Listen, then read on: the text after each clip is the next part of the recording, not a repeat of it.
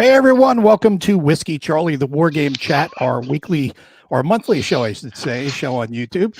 I'm Mo from Mo's Game Table, and I'm joined by my co-host tonight, everyone's favorite Gimp with the limp, the Gimpy Gamer, Nate Rogers. Hey Gimp, how's it going?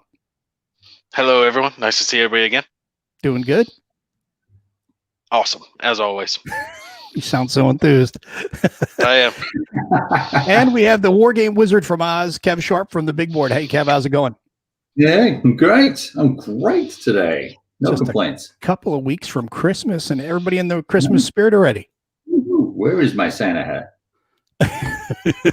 Where is it? You got to get one of those little digital ones that goes on top of your head. So everybody, have baubles on my head. You're going to have the little bells hanging off of it too?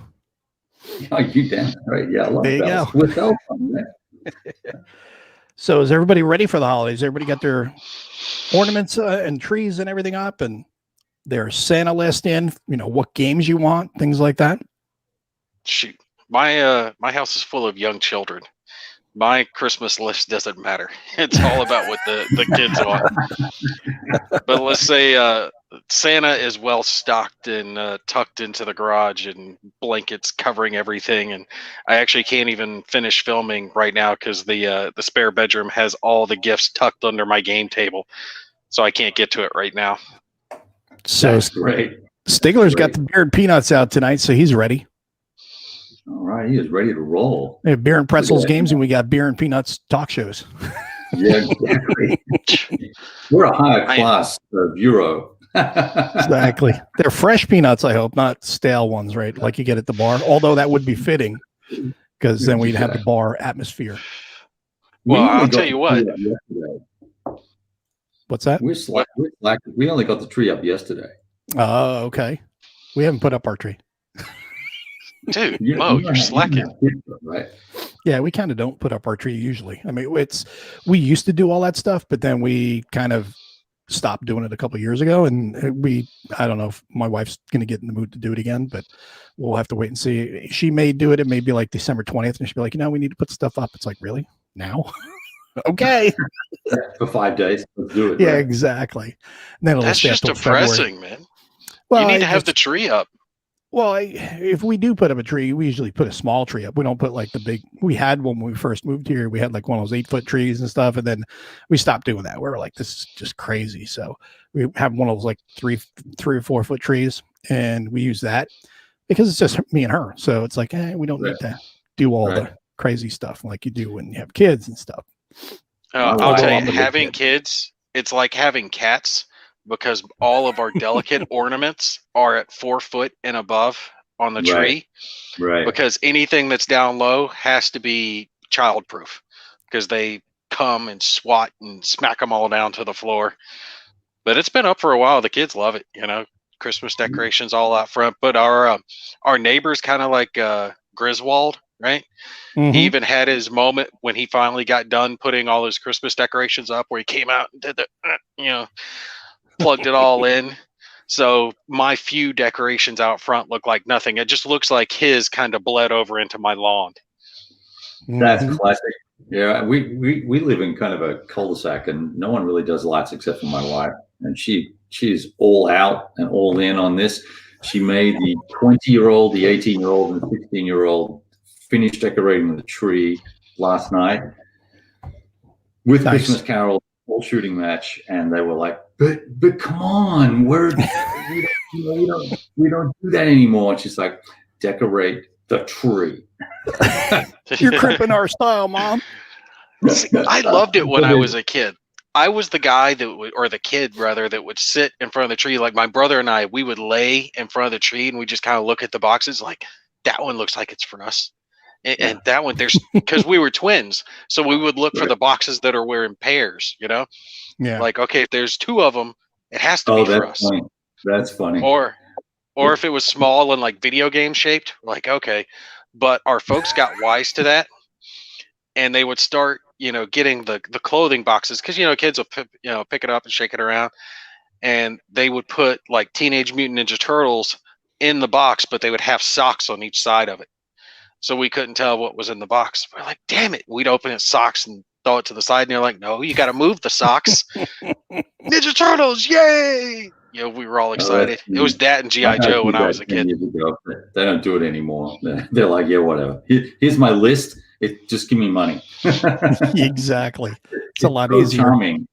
No. Hey, look at Stigler there. Partly, thanks for the partial credit, Stig. Is that kind of like a C? I get like a C rating on my recommendation. Partial credit, good effort. Thanks for trying. So you got a copy of Last Stand. So it's going to be here at the end of the week. Nice. So you're like Santa Claus then to him, or at least partial Santa Claus. Look at me. I'm saying, woohoo. Kevin Claus. Well, did you see I finally hit the big boy? I finally got it on the table. 1985. I saw that. I just put part 2 up this evening. And no. Part 2 of the 99-part series. Oh, it's going to be huge because it's a 5-turn game, and I'm not going to get through it. The first video that I'm actually playing the game, I only got through the air superiority phase. Right, I didn't even hit the part where it's moving units, and that took me something like an hour on camera that I had to edit down to about 40 minutes. So there's no way. It's going to take me a video just to do the Soviet turn. It's going to take me a video to do the NATO turn. It's going to be a lot going on with that thing. It'll take you a video to do the air war, the air superiority phase. So I have a post on my blog about that someone else wrote that I posted, and it has a walkthrough on the air superiority. So if you get stuck, go check that out. I printed it out. Did you really? There you go. Nice. Yeah, I printed it out, and I was showing that because I printed out the sequence of play from Thin Red Line Games website, and then I printed out that Air War one. I wanted to do the Excel sheet, but I didn't have the program on my computer to run it, so I just went with the sheet and was taking notes. Now I did it basic on the first one, right? Just put one plane in each box just to kind of demonstrate what's going on with it. That's cool. That's cool. That's what you got to do. You can't go full. You can't go full tilt because it'll just. Well, you can, but it's just going to be that much. It'll break you, boy. I'm telling you. Yeah, I mean, you want to take it a bit at a time if you're doing a video on something that big. You want to make it manageable for yourself. This is one of those games that I said it in the first video that if you're playing this game, like you can call yourself a war gamer, right? Like it is that type of in-depth, like hardcore war gamer. It's not U-boat wargaming, right? You had to go there. I had to go talk about that Euro game. I had to pull it. Don't get me wrong. I still like U-boat. I liked it. I thought it was a fun game. It had its quirks, but I got to give it a little dig every now and then. Yeah. And that was all for you, Kev. Wow. So I think I heard you like the map the most, though, right? What map? So Stigler says, I think the chewiness of those Thin Red Line games are their Achilles heel. What do you mean by chewiness? Probably the complexity. Yeah, I mean the crunch, but it's like chewiness. It's like, are the counters rubbery or something? So no, it's the small bits, right? So this little bit isn't hard, but it's this little bit, this little bit, this little bit, this little bit, and each piece is interacting with the next, right? So it's a whole lot of small bits that aren't exactly overly complex in and of themselves, but when they're all interacting together, it does make it complex. It's chromy. So, Gimpy, do you like beef jerky? I don't know where you're going with this, homeboy. Question: do you like beef jerky? Answer it. Well, yeah. Okay. You put the entire huge piece of beef jerky in your mouth at once? I don't, but the wife does. Okay. Well, she likes really chewy games, and you like to eat them one little bite at a time, and that's the best way to consume that game is one little bite at a time. Now, the last 50 miles system, that's different. I think that's way more simulation than Under an Iron Sky. You think so? Really? Oh, yeah. Under an Iron Sky is way more playable than Last 60 Miles. I'm not a huge fan of Last 60 Miles. Okay, so you're saying it's more complex, the Last 60 Miles, because I was thinking that one was easier. I haven't played that one. That's interesting. Yeah, I just found it less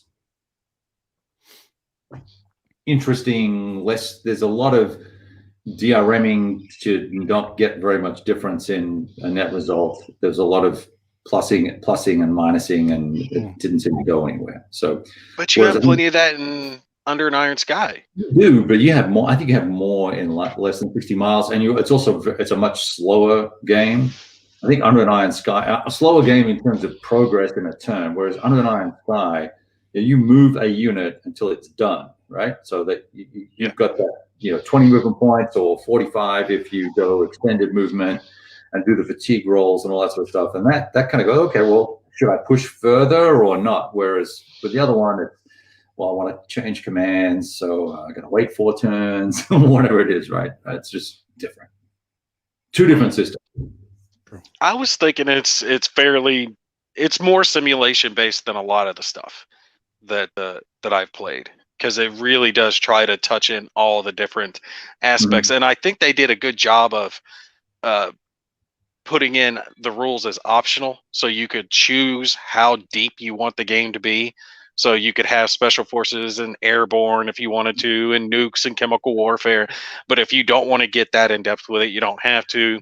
The supply system can be basic, or it can be more complex, and you can worry about fuel and all that stuff. So it can be more game, or it can be more simulation, depending on how many of the optional rules you want to add into it. Right. Whereas I don't think you get that choice with Last 60 Miles. It's you're all in. And there's a lot of info markers, and a lot. Takes 2.5 minutes to get to the border, dude.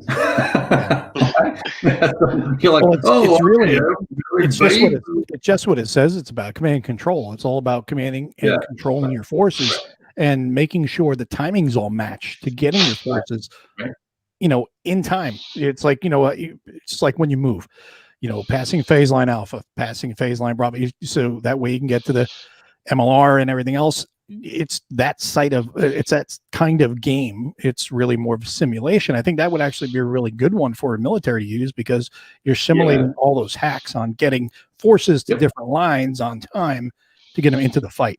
And I think that's kind of cool. If you're in the mood for that. If you're not, you just want to chuck dice and kill things, that's probably not going to be it's not going to be highest on your list, to play that sort of game. Yeah, well, that's what I was going to say. There's a place for these games. Like, you're not always in the mood for an Enemy Action Ardennes or 1985. Yeah. Sometimes you want to just chuck dice with Warfighter, and then sometimes you want something really meaty that you can sit down and, get chewy with, as Stigler puts it. And this is the game that's definitely going to occupy your time doing that. No one really ever wants to just sit down and chuck dice with Warfighter, but if they did, they could. No, hey, I like Warfighter. I like that they're getting ready to launch their fantasy series. That's why we have so many war games to choose from, because we can choose all different sorts of things to play. Look, I'm looking forward to fantasy, so they can have swords and bows and arrows, and I can be shooting Nazi zombies with my level 10 paladin from the fantasy series. I think that's going to be awesome. War game, maybe not necessarily. Maybe it's branched beyond that into more casual fare, but I still like the series. It's a casual war game, that's for sure. But it's still a fun game. I mean, there's nothing wrong with it at all. And John says his Christmas game is mostly books, but he's really looking forward to U-Boat. But no, Nate beat him to making a comment on U-Boat. Yeah, it's kind of like it's going to be the running gag for 2021. Oh, what's that game? What's that gameplay like? Well, just like U-Boat. Oh, damn! No, sorry. Yeah. I think U-Boat's going to be the gag for years to come. Yeah. Look, we can't necessarily hate on the game, because the game was good. It was innovative. It tried a lot of new stuff, which I like. That's the thing. That's the thing. Listen to you. Listen to you a little bit. But here's the thing. No one's hating on the game. I backed it. They didn't give me the game. They didn't give me anything. Okay, I'm just saying, like, I'm not fanboying for them. No. Kev's down there like, shut up, Gippy, you're stupid. It's U-Boot. No, I didn't say you're stupid. I just said you're a diplomat. I am very much not a diplomat when it comes to some things. No one's hating on U-Boat at all. U-Boat is for some people, not for others. That's fine.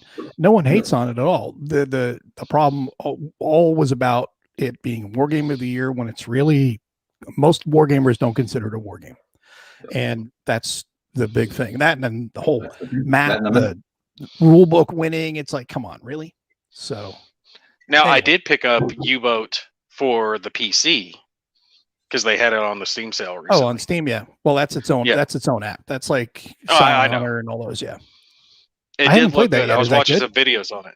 It looked good. I haven't played it just yet. I tried it many months back, and it was still kind of glitchy and buggy early access, but Mhm. they've evidently much updated it since then, and it's running smooth now. And the videos I was watching were showing real good stuff, like, you know, actually out there patrolling, trying to find the enemy ships, and using your TDC to, you know, guide the torpedo shot in to hit your targets. You know, look like a fun game. So I was like, shit, they had it for like $15 or so on Steam. I was like, all right, I'm going for it. So here's what everybody's asking for: Hex to Hex Case Blue reprint. I'd do it. Keep reading, man. Wow. Oh, look at that! Enemy was Action fun. Ardennes. Private Public. He's got it under the tree. You'll That's love nice. it. It's excellent. It's one of Butterfield's best. Atlantic Wolves from Canvas Temple. It's been so long, I need to remember what it was. You know, the one that actually always bothers me is I still have yet to get the D-Day series to the table. Really? None of them? None of them. It's one of those things that I keep meaning to do, but, you know, I'll have this review copy come in, this prototype come in, and just, it's one thing after another, and I just can't get around to it. I mean, you guys understand how it is. More often than not, you're not playing the game you necessarily want to play. Sometimes, yeah. That yeah, a lot of times that does happen that way, but that's just what it is, you know. Then we've got John wants SPI Great War in the East, but having an unlucky time grabbing it for less than a TSWW selection. So how much is that Great War in the East going for now? I don't know, a couple of bucks probably. I don't know that's that World War One, right? Isn't it? No, are you talking about war? Are we talking about the war in the East, war in the West, and then like war in Europe? Is the combined version of that, or is that a different one that I'm thinking of? Because I want the SPI war in Europe, which is both of those. Oh, really? But I've never been able to find it at a good price. Actually, I had two at one time. And I sold one to a guy in Australia, and I had the soapbox. You know, the beautiful soapbox was in great condition. And he goes, "Oh, just break it down and make it flat. It'll ship cheaper." And I went, "Are you shitting me?" Family friendly. I forgot. Anyway, are you kidding me? And he's like, no, just break it down. It'll be great. I went, okay. So I did. Yeah, it's the World War One battles. Okay, that's not the one that I'm thinking of. Yeah, I don't know that game, and I don't. Yeah, I see one for sale for $48. Yes, Stigler, I've got that one coming too. I actually contacted them because I had missed it. Really? And I saw an article about it, and I was like, look, hey, I want to cover this, but I missed your Kickstarter. Is there any way I can jump in? And they're like, yeah, you know, we'll get you taken care of. So I, you know, paid them for the Kickstarter, and they added my name to the list. So I was very much happy that they were able to throw me in on that. That's where your huge blogging street cred comes into handy. Your blog being a YouTuber. Don't you know who I am? I'm the Gimpy Gamer. No. You're gonna service me. When I talk, no, honestly, more often than not, when I talk to companies, I don't use my channel name. I don't use the channel email because I want them to react to me as if I'm just anyone else. And I mean, come on now, it's not like I'm a huge name in the first place. I mean, some war game companies know who I am, but I want to see how they're going to treat We're not everyone. Him nothing. Who's this Nate Rogers guy that keeps sending all these emails? Yeah, it's different if it's a company I've been working with for a while. Like if it's DVG or Block and Load, yeah, I just talk to them like, hey, you know, can you send me this, whatever it is. But if it's someone else, if I don't know them and I haven't worked with them previously, I use a different email because I just want to see how they react, right? I think that's a better way to do it, a more honest way to do it. Now, Kev, you can relate to private public here. One key thing I've learned in my limited time in wargaming is the amount of planning needed to get games. Purchases need to be made months before you can play due to slow shipping to Australia. Ain't that the truth? Yeah. Ain't that the And doesn't truth? Australia do a VAT too? Oh, sure. We do that on everything. I think everybody does, except for the U.S. Yeah. or most everybody does. Yeah, I mean, Oh, those- we could only get games in the store unless you did SBI, and then even then you had to be like on the mailing list, and then you're looking, and all you had was a piece of paper to look at. You couldn't. There was no websiting back then, none of that stuff. So how do you even know what was good? And so you would wait till it came into the store, and the store would have 2 copies. So you have to be in. You have to find out when they were going to make a delivery. Run in and look at the back of the box and see what it looked like, and hope it was going to be okay. And you'd be competing against everyone else to see if you could beat them to it. Yeah, all 4 of us in town that played war games. Oh, there you go. Got an offer, hex to hex. War in the what? Oh, War in the West, and then War in the East. My offer would have to wait until definitely after Christmas. My budget goes away during the Christmas season because that all gets spent on kids. Let's just say Santa is very generous with the children. They each have a huge pile. Nice. And I got the wife some nice stuff. On top of that, gotta keep her happy now that she's pleasantly plump. Always keep her happy. Yeah. Baby's coming here soon. There's David. Dave Heath is chiming in. Hey, Dave. Hope you're feeling better, buddy. And Dean is here, Rough Swordsman. Hey. Yeah. He said he was toddling off to bed, and then we came on, and Blue Tweezer said the same thing. It's like, we're keeping these guys up, so we got to make it good. Rough Swordsman, they did that recent Kickstarter for the Buffalo Wings. I don't know if they're still allowing people to get on it or not, but email them. You should be able to get the new one. Yeah. Just a FYI. I don't know. I'm not guaranteeing it because I contacted them. I think it was like 2 months ago and got on it, but you might still be able to get a copy that way. Yeah, I have no idea when it's shipping. I'm sure they have extra copies anyway, right? I mean, yeah, I think they'll go retail with some of them.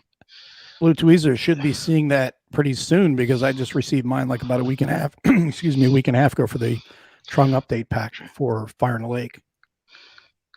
Actually, let me see. What was that other game?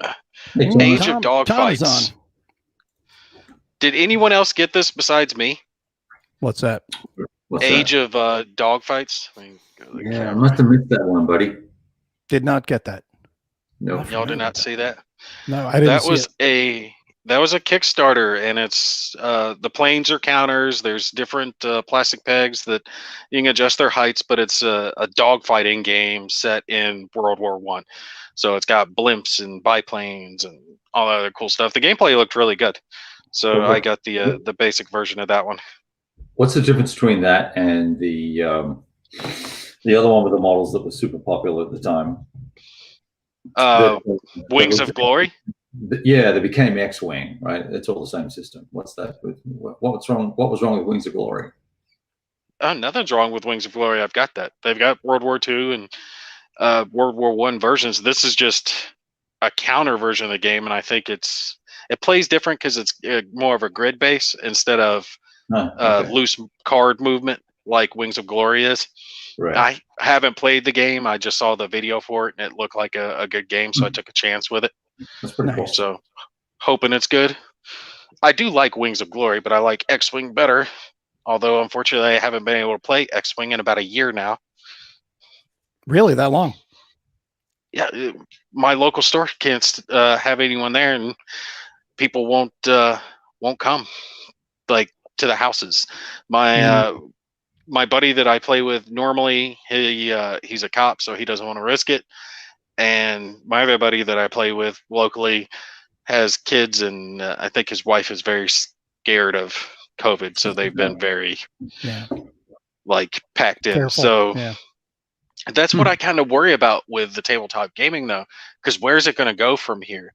It's been really crushed this year, and a lot of people are playing digitally. But how's that going to affect the company? I wonder, because Fantasy Flight no longer controls X-Wing. It was sold off to a different division. Yeah, because Asmodee bought them up. Stuff. Wasn't all the Star Wars stuff? Yeah, I think it was. But was that due in part to COVID and the fact that people aren't buying up as much X-Wing anymore because they can't play it? I don't think so. An IP like that is quite an investment. You're going to definitely want your ROI on that. And they're committed to Star Wars. It's just too much of a moneymaker for them. So I think what they're doing is just restructuring it. Plus it's Asmodee. They just bought up everybody. And now they're trying to restructure it to where it's, as beneficial to them as possible. Right. Well, they just revamped it for, season 2 or version 2. And they did that about a year ago. It was so many months before COVID and all that kicked off. So that was a significant investment right before, all this started. Yeah. But now I know people are buying less because like we had talked about previously, the local game stores are hurting. That's why I always got my X-Wing stuff. And I know I haven't been buying as much as I normally would have. And if I'm not, everyone else isn't. So I know it's gone down. I just don't know where they're going to go because tournaments are all held online now for X-Wing. Really? We're doing in-store stuff here in Austin. People are. Are you guys? They're spread out, but they're people are playing. Masked up and everything. Yeah, they're doing masks in most of the places. And if you're eating and drinking, you can take your mask off. I go to my buddy's house and we play every other Friday. We don't wear masks when we play. He has serious health issues. Yeah, that's the thing too. I mean, I would personally right now not want to go to a game store for the fact that I'd have to sit there for hours wearing a mask. And yeah, exactly. No, just not going to do it. I'll wear it when I go into the store because it's required. But the minute I'm outside, I take it off, So I don't want to sit in there for hours wearing a mask. Well, so I think that's one of the things we can do though. If we can't go and play, like Impy was saying earlier on, we should at least try and buy games from the stores, try and support the local brick and mortar places. I think that's something we all should be trying to do, right? All right. Yeah. So Tom asks, he says, inquiring minds want to know top 3 war games for 2020. Shoot, I will give my first Brotherhood and Unity from Compass. Nate? U-Boat. Kev? That's all we have for tonight, folks. I'm sorry, I couldn't resist. Hold up. I'll give you a serious one.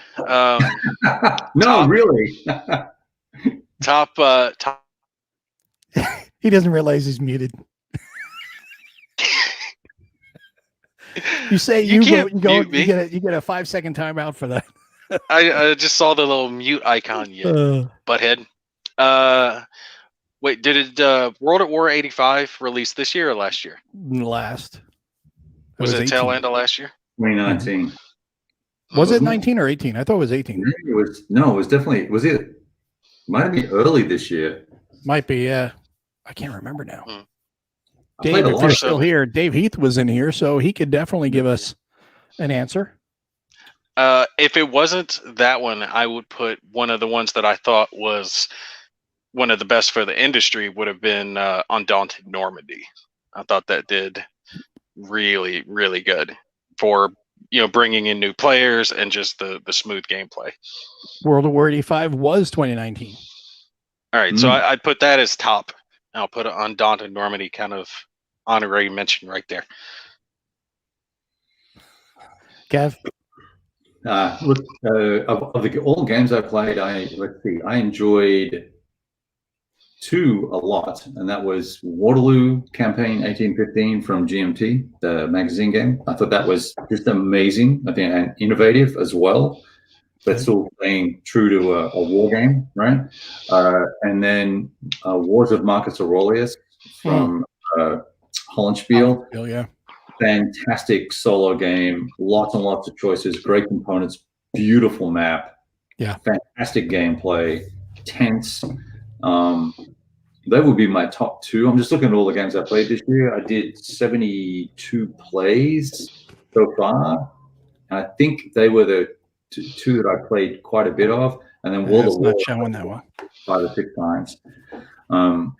So if I was going to pick a game that wasn't released this year, it would probably be World War 85, just because I played it the most this year. Nice. Did you get Stilicho also, the kind of like the follow-up to? I did not. That was during a fiscal crunch. So I Okay. don't. I need to circle back to that when it's on sale or something.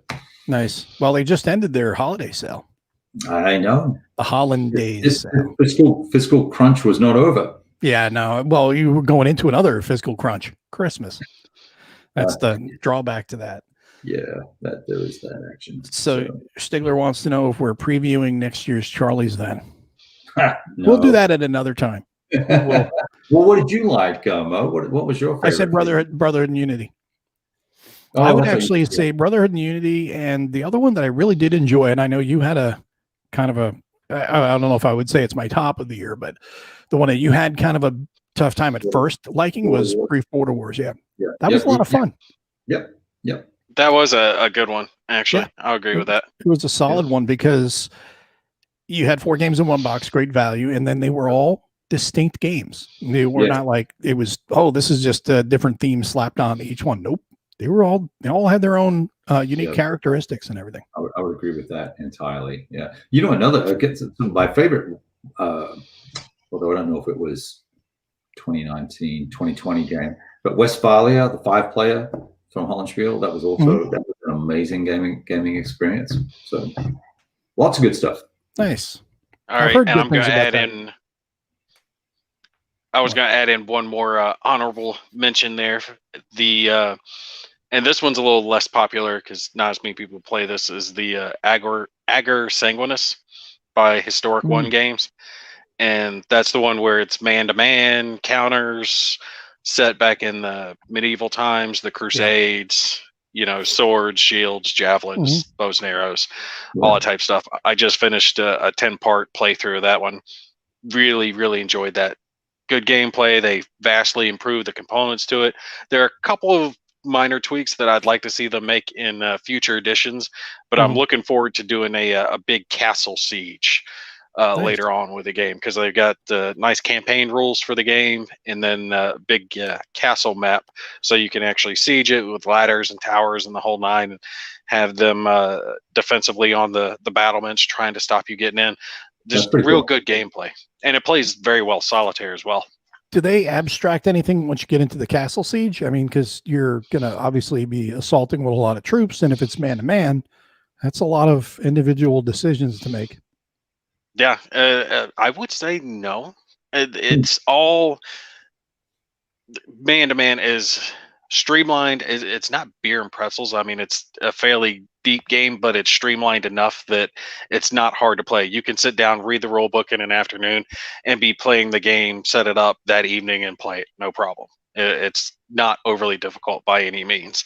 And there's a buttload of counters with a game. So there's plenty to surround the castle and have. I mean, you're not going to have thousands like it would be in real life, but you could have plenty on each side going after it. Nice. That's pretty cool. That does sound cool. What about you guys in the audience? Continue on with whatever it is that you are gifting yourself or you're hoping that you'll find under the tree from Santa. What are the ones that you are looking forward to most that come out in the first quarter next year that you guys have heard about so far? Any games that you're looking forward to the most? Am I the only one that's never gotten a war game from their spouse? No, I've never gotten a war game from my wife either. Yes, Everything okay. I it's from myself. Yeah, really. I'm But my own Santa. for Christmas, thank you so much. Just what I wanted. How did you know? I've tried to hint it to her, like I go to the Amazon thing, and I'll put stuff in the cart and then save for later, and I've got a whole list in there. I'm like, well, just go look at that list. There's plenty of options to pick from. She's like, oh, I found you something that wasn't on Amazon. I'm like, okay. Love you, babe. Love you, babe. Thanks for the underwear. The way it always works. I mean, you're like, okay, well, what do I want? I got you something. You're going to love it. It's the nicest pair of underwear, like you were saying, or I got you great socks. Geez, thanks. Really appreciate that. I wanted this game over here. That's why I buy it myself. Well, to be fair, if she didn't buy me clothes, I would wear the ones I have until they were tattered and falling apart and just put that towards game, game money. So I can't really blame her for that. Beneath the Med. Yeah. People seem to like that one, even though it's solitaire. It's a great system. What are you talking about? Solitaire's taken off. Yep. especially this year. Especially this year. World of War 85. World of War 85. Yeah. That's coming. Quattro Bra 1815. Last Steel. Eagles. Nice. That's a good game. Into the Into Woods. the from Woods. I DMT. heard plenty of that one. Yeah. What is that? Is that the one where they attack Grandma's house? Yeah, is that a Oh, it's wolf? Through the Woods. Is it that game? I'm not familiar with that. Into the Woods. Which one is that? Is that a bulge game or something? That's what it sounds like. Another bulge game. I'll tell you, Into the one that I Woods. regret not getting was the newest in the Coin series. I haven't gotten that one yet. Oh, the Battle of Shiloh. That's why I don't know it. Oh, It is Great Battles of the American Civil War. oh. Civil War stuff is just never on my radar. Yeah, I'm trying that system right now and I'm struggling. Really? Yeah, just the enthusiasm. Is it But difficult or you're just not into it? it's a little Both? bit of both, a little involved, and lots of mistakes are made, and then you think, okay, let's just keep going. I'm playing opposed too, so we're both making mistakes. Is what it is. Mm. Well, they kind of even out afterwards. Yeah. Hey, Steel Stone. Welcome to the show. Clay. Currently soloing. What are you soloing, Clay? What is it? Vakdam Ryan? No, Hell's Highway, right? Nice. Raccoon Tycoon. Raccoon Tycoon. I'm so sorry, John. I don't believe that is a war game. Carrier Battle Philippines Sea. Oh, so looking forward to that. Yes. There you go. Dave says that my wife always buys me war games. I need to send her links, but small price to pay. Maybe I Yeah. should just start going that route. She's got an inside track to on the website. She can get a good discount. Get a good discount, yeah. And then Fango says I link games to my Amazon list. That's actually a good thing to do. Jeff says wife would burn my games if she had her druthers. That's not good. Wow, that's rough. What is it? What's a druther? You guys are gonna have to help me out with that. Is that like an old guy term, Kevin? Old guy term. Jeez. Wow, and he asked me, what a dick. Yeah. Now yeah. Gimpy gets a 10-second penalty. All right, now he's unmuted. I'm just All right. getting into the penalty mode because we're getting ready to start hockey this week, so I'm excited. You got to stop muting me here. I can't pick on Kevin if I can't talk to him. Well, you're making fun of old guys, so us old guys got to stick together. You're not exactly old, Mo. You're just past not- middle-aged. I'm not that much younger than Kev. Rough. I'm giving you crap because this is my last year. I can actually say I'm in my 30s, and at that point, I will officially be old. Oh, 40 yeah. is not old, just for the record. 40 is when the body starts to let you know that, yeah.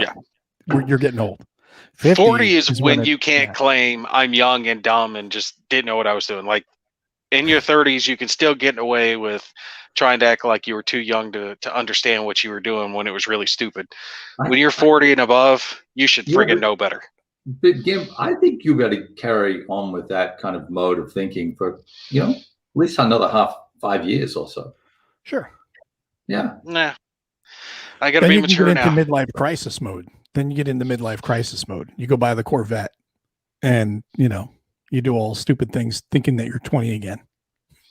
I already tried that. I told the missus, I got to trade her in for a younger model and get a truck, and Ooh, she got wow. mad. There you go. Jeff says Southern talk for I'd rather. Druther. Oh. So there you go. There's your answer. I'm Southern. So- I should have known that. You So should Dean had a comment. John Southard's Carrier, the sci-fi game, and then Mhm. Devin. Let's not forget Devin's Stalingrad module. What sci-fi coin game? Have I missed that one? Yeah, the Mars one. I have completely whiffed. I haven't even heard of that one. You haven't heard about that? No. Yeah. I It's mean, on Mars. there's so many, you can't keep track of everything. Well, that one's the Occasionally first one sci-fi slips by. one. That's the first sci-fi one. So that one definitely caught a lot of attention because people immediately, like me, I was like, "Oh, that sounds a lot like The Expanse." I like that. Although it's I'll have not, to check that out. Yeah, just that it's set on Mars. be interesting. And Devin's Lock and Load Tactical. Is he talking about Lock and Load Tactical 5.1 or like the Space Infantry Lock and Load Tactical? Stalingrad? No, the Stalingrad 5.1, not the sci-fi. Well, I will have the 5.1 tutorials done here very soon. Those are almost complete at this point. Yeah, And just in case, Go ahead. go ahead. No, you go I was ahead. going to say, and for anyone who is interested, when Point Blank comes out here soon, that's also coming from Lock and Load Tactical. I will have a tutorial series up for that as well here soon. That is in the works. Nice. You're a producer. I played with the new ARTI rules and got zero difference between regular artillery deployment and a concentrated artillery deployment. So Really? I decided to keep the rules the same. And just use So the, you don't use the no, there's more than just concentrated though. I know. There's I know. You can concentrated, do it loose, creeping barrage, whatever. Yeah, not interested. walking. You don't Walking. like walking? I like walking. I think that's an interesting game technique. Yeah, you Creeping gotta barrage. Walk it up on your enemy. If you can do a creeping barrage and capture enough units in that, sure, I could see that. But yeah, I'm not so excited. Plus, don't you have to use up one barrage for each turn you use it? No. It's just one barrage, and you can just run it for 3 turns. Yeah. So Yeah. like you call in your arty, right? Yeah. And the first turn it hits the 3 hexes. Second turn hits the next 3. Next turn hits the next 3. It's only one call in though to get those 3 effects.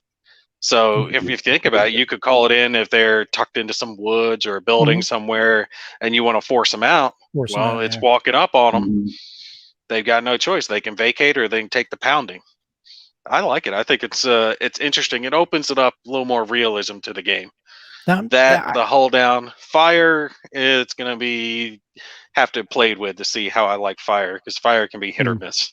Yeah, I don't use the fire rules. now, I don't think that it's in tactical. I think it's in World War 85 though. But like DPICM Mm-hmm. for artillery, it's not in Lock and Load Tactical, is it? No. I No, didn't think so. I think it's only in World War 85 Yeah. because that would be cool. Because then you have lasting effects. You're dropping a minefield basically. Yeah, those little for modern, that would be awesome. I could see that for modern. That'd be very cool. I'd just all over that. I just don't see the. I don't see the. Well, first of all, I don't know if I see the benefit of a creeping barrage in any. Like, I'm just doing that last four scenarios at Easy Company. So I'm doing the campaign for the Bulge with Easy Company, and the barrages are important in that. And I think a creeping barrage would be. Would change the game significantly. So, Creeping I don't know. barrage of smoke. That would be good. You don't get that choice though. Usually, it's That usually would be good if you could, because that would be a great way to move. yeah. move As your guys it's walking up, you're right Drop there your behind smoke, it. because that's how it's Yeah, done. you can call- You know, Call smoke instead of HE. That'd be a cool option. hell yeah, that would be Now- really cool. I am curious though how well loose is going to work, because you need a fairly significant artillery barrage to come in, like power wise, strength wise. Otherwise, you're really not hitting with any strength because it reduces it by so much. I think if the original strength is like 1 to 2, it drops down to 0. 3 to Yeah. 5, it goes to 1, and Yeah. then 6 or above, it goes to 2. Is what it is. Yeah. So I mean, most of the barrages are somewhere around like 3 or 4. Yeah, they're all 4. Maybe. Most of 4. Yeah.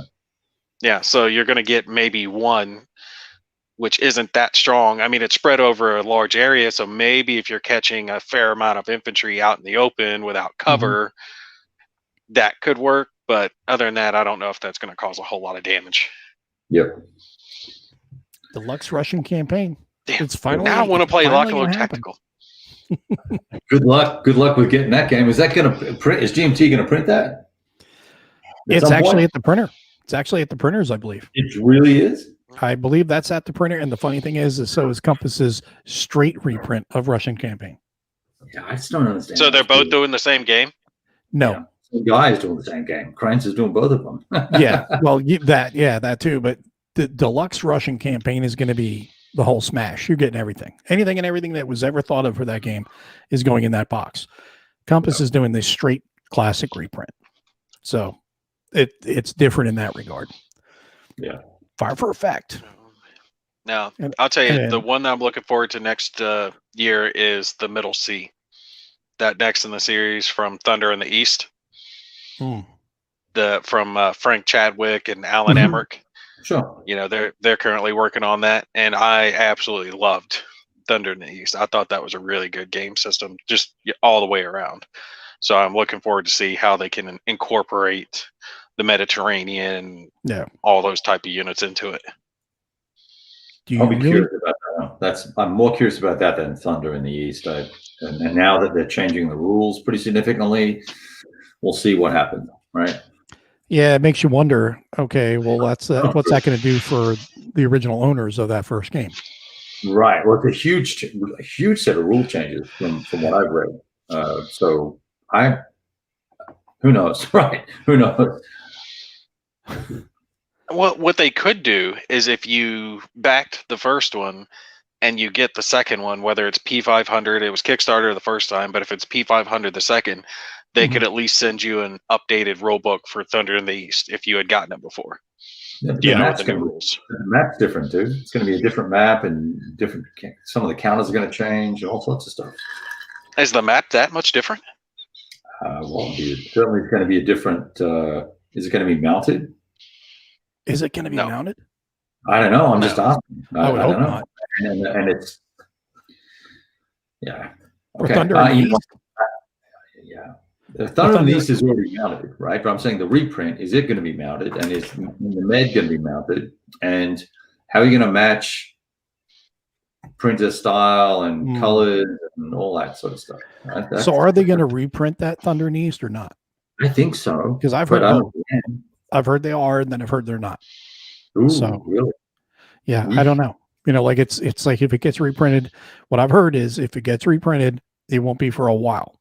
And then I've also heard that they are going to reprint it. So that's something we'd have to try to find out about. Yeah, I'm really curious about Middle Sea, though. I'd love to just buy that as a standalone and play it because I think there's a lot of great strategic level choices. You know, Churchill's Soft Underbelly theory and Operation Torch and how that all came about, and there'd be some good stuff there potentially. If it's done right. I mean, but they did the first one right, so right now they got a good track record with me. John's saying his original in shrink is now worthless. I bet it's not. I bet you it's worth something. Original, The original in shrink. got to keep it. Got to keep that bad boy, and buy a $5 cheap copy and play it. They still have 1 million copies in storage of Thunder. I don't know about that. Nah, I wouldn't think so. Fire It sold pretty sale. well. Selling them for $10. Good luck on that one. Yeah. Yeah. No. So I mean, What's that thing? is it worth keeping it then, or is it worth selling it and just waiting for the reprint? I don't know.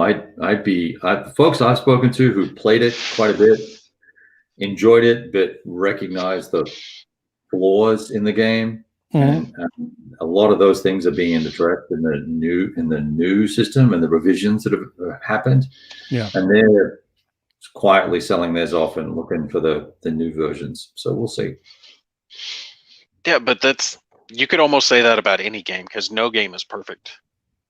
And that's not about being perfect. It's about being more better, but without getting into detail. Right. That's the problem when you get into a series of games like that, and you are setting yourself up for, okay, well, if we get this rule set here, and then in a couple of years we get the next game, oh, we've got to revamp the rules because we found problems. Right. Well, what does that do for the original owners? If it's something as simple as, well, don't worry, download our living rulebook, or for $10 we'll send you a new rulebook or whatever. Right. Great. But what Kev's saying is like, no, it essentially trashes the game and gives you a whole new game. You're going to have to buy a new game.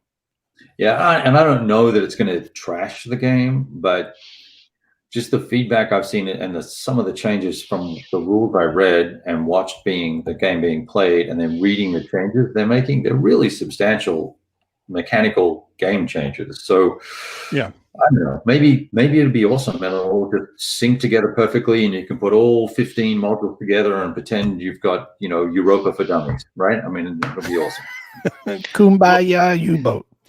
Part of the issue is probably coming in with the sea aspect of it, because the air war was abstracted in a certain fashion, and it gave extra dice when you were doing like ground attacks, things like that.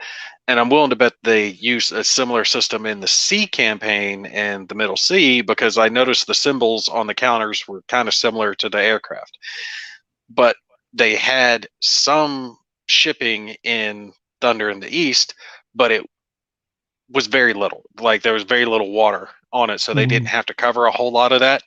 So I'm willing to bet that's probably the substantial changes they're running into, is they're having to change the aspects, because they originally designed shipping to do X, Y, and Z, but they didn't have to worry about it, right? They could abstract the hell out of it. Sure. But now they've got the naval combat. You got to have naval supply convoys and air interdiction and all that shooting match stuff, right? So. Exactly. So it's not going to work the same in between the two. So yeah, you're right. They're going to have to change that probably fairly substantially. That's interesting. I'm going to have to do some digging in there. Yeah, see what I can find out. So if anybody sees a couple of copies of Thunder and East up on sale on ComSim Marketplace, you'll know why. Yeah. Well, it's not like the original game isn't good, though. Even if you just get Thunder in the East and just play that, that's a good game in and of itself. So it's not like you're missing out on anything. But if you want to get the rules later, get a new version. That's the thing. If you can get an update kit, that's what Kent was saying. He's like, I'd like to get a Thunder in the East update kit. If that's possible, that's great. If not, then you're playing an old game that other people are going to be moving on to the new one. And that's one of the things. It's like, how do you feel as a gamer? That brings up a good topic. How do you feel as the gamer when you buy something and a few years later, oh yeah, well, we found some broken stuff and we're fixing it in a whole new edition. And we've seen that happen plenty of times. But a new edition, not as in this is a second edition where the rule book is corrected, the errata's in there, so you can download the rule book, print it yourself or whatever. Not a big deal. Maybe a couple of errata counters. No, you're talking about something that is essentially a new game. And if there's no update kit with it, what do you do? I kind of feel like I don't know what's going to happen with Thunder in the East. Who knows? But whatever happens, folks, there are going to be fans of it and people who don't like it. So it is what it is. But I'm not sure that I would want to invest the time in playing the original version and then knowing that 12 or 18 months from now, a whole new version or new version is going to come out. And if the play experience is completely different, I'm playing two different games. So I don't know if I want to invest the time now to go experience that. Then when I cycle back around to say putting those two modules together, it's a completely different experience. So I don't know if I get into that or not. Maybe that's just me. Yeah. No, I'm with you on that.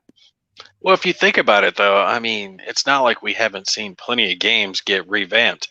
Looking when Lock and Load Publishing got bought and they changed. So Lock and Load Tactical changed substantially from what their games were previously. A lot of individually packaged games got put together and sold as a package. Like, I forget some of the original names, but X, Y, and Z became Heroes of Normandy, and so on.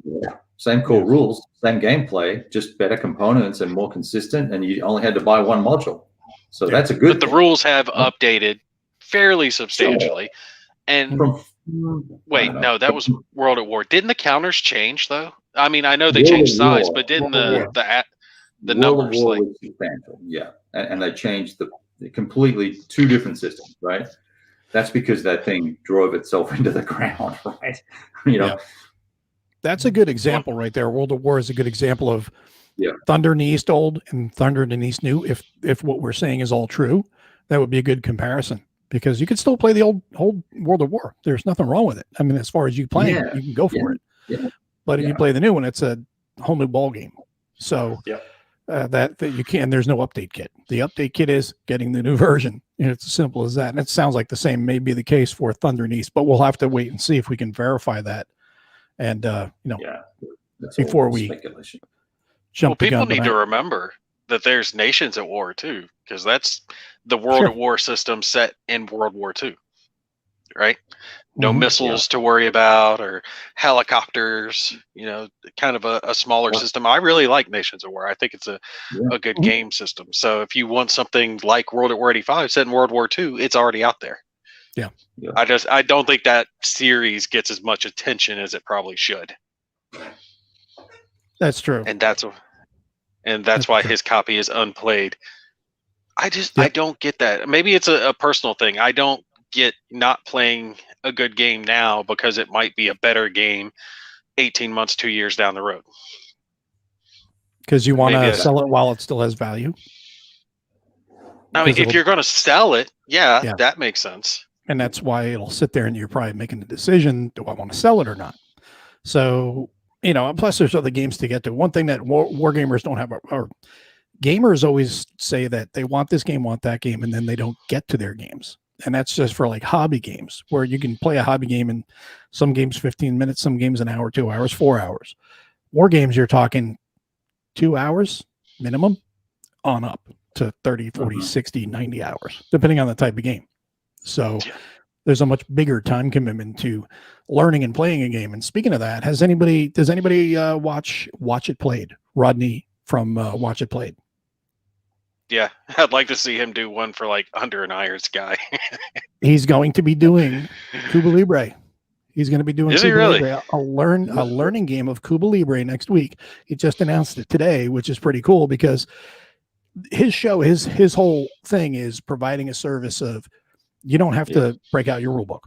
Just watch the video. You'll know how to play. He does a great job with it. Does an amazing job with it. This is his full-time job. He does a great job with it. And now he's starting to step into war games. He has a stack of GMT games. So he's got some coin games. He's got Combat Commander. He's got Wilderness War, those types of games. So it'll be interesting to see if he's going to start doing that. And he said himself, he's a little nervous right now. He's a little nervous because it's a different ball game. Yeah, he'll probably change the format a little bit. Yeah. Look, as someone who's done tutorials for war games, you can't cover it in a short few minute video. All right. Most of his are like 15 minutes or under. Yeah. For the generalized games. With war games, it's going to take some time. Some serious 30-minute plus videos to cover at least the basics of the game. Now, I mean, there's plenty of war games that I think he could cover, but I don't think he's going to be able to cover a wide swath of them because even some of the easier ones are going to be too complex to cover in the series that he does, unless he changes his format, maybe. Although, if he changes his format, he might put me out of business. Well, he does a great job with that stuff. So he does. No, he does. I've seen a few of them. I don't watch a lot of YouTube stuff. Well, I mean, for doing something like you do, when you're going through the entire rule book is totally different than what he would do. He would probably do something like, I'm just guessing here, but for like, say we're going to go lock and load tactical, like what you did. He's going to pull up a scenario, a fairly small scenario, maybe introductory scenario. And he's going to go through the base mechanics of the game. And that's really all you need to teach. And then the exploration of the rest of the rules is up to the gamer.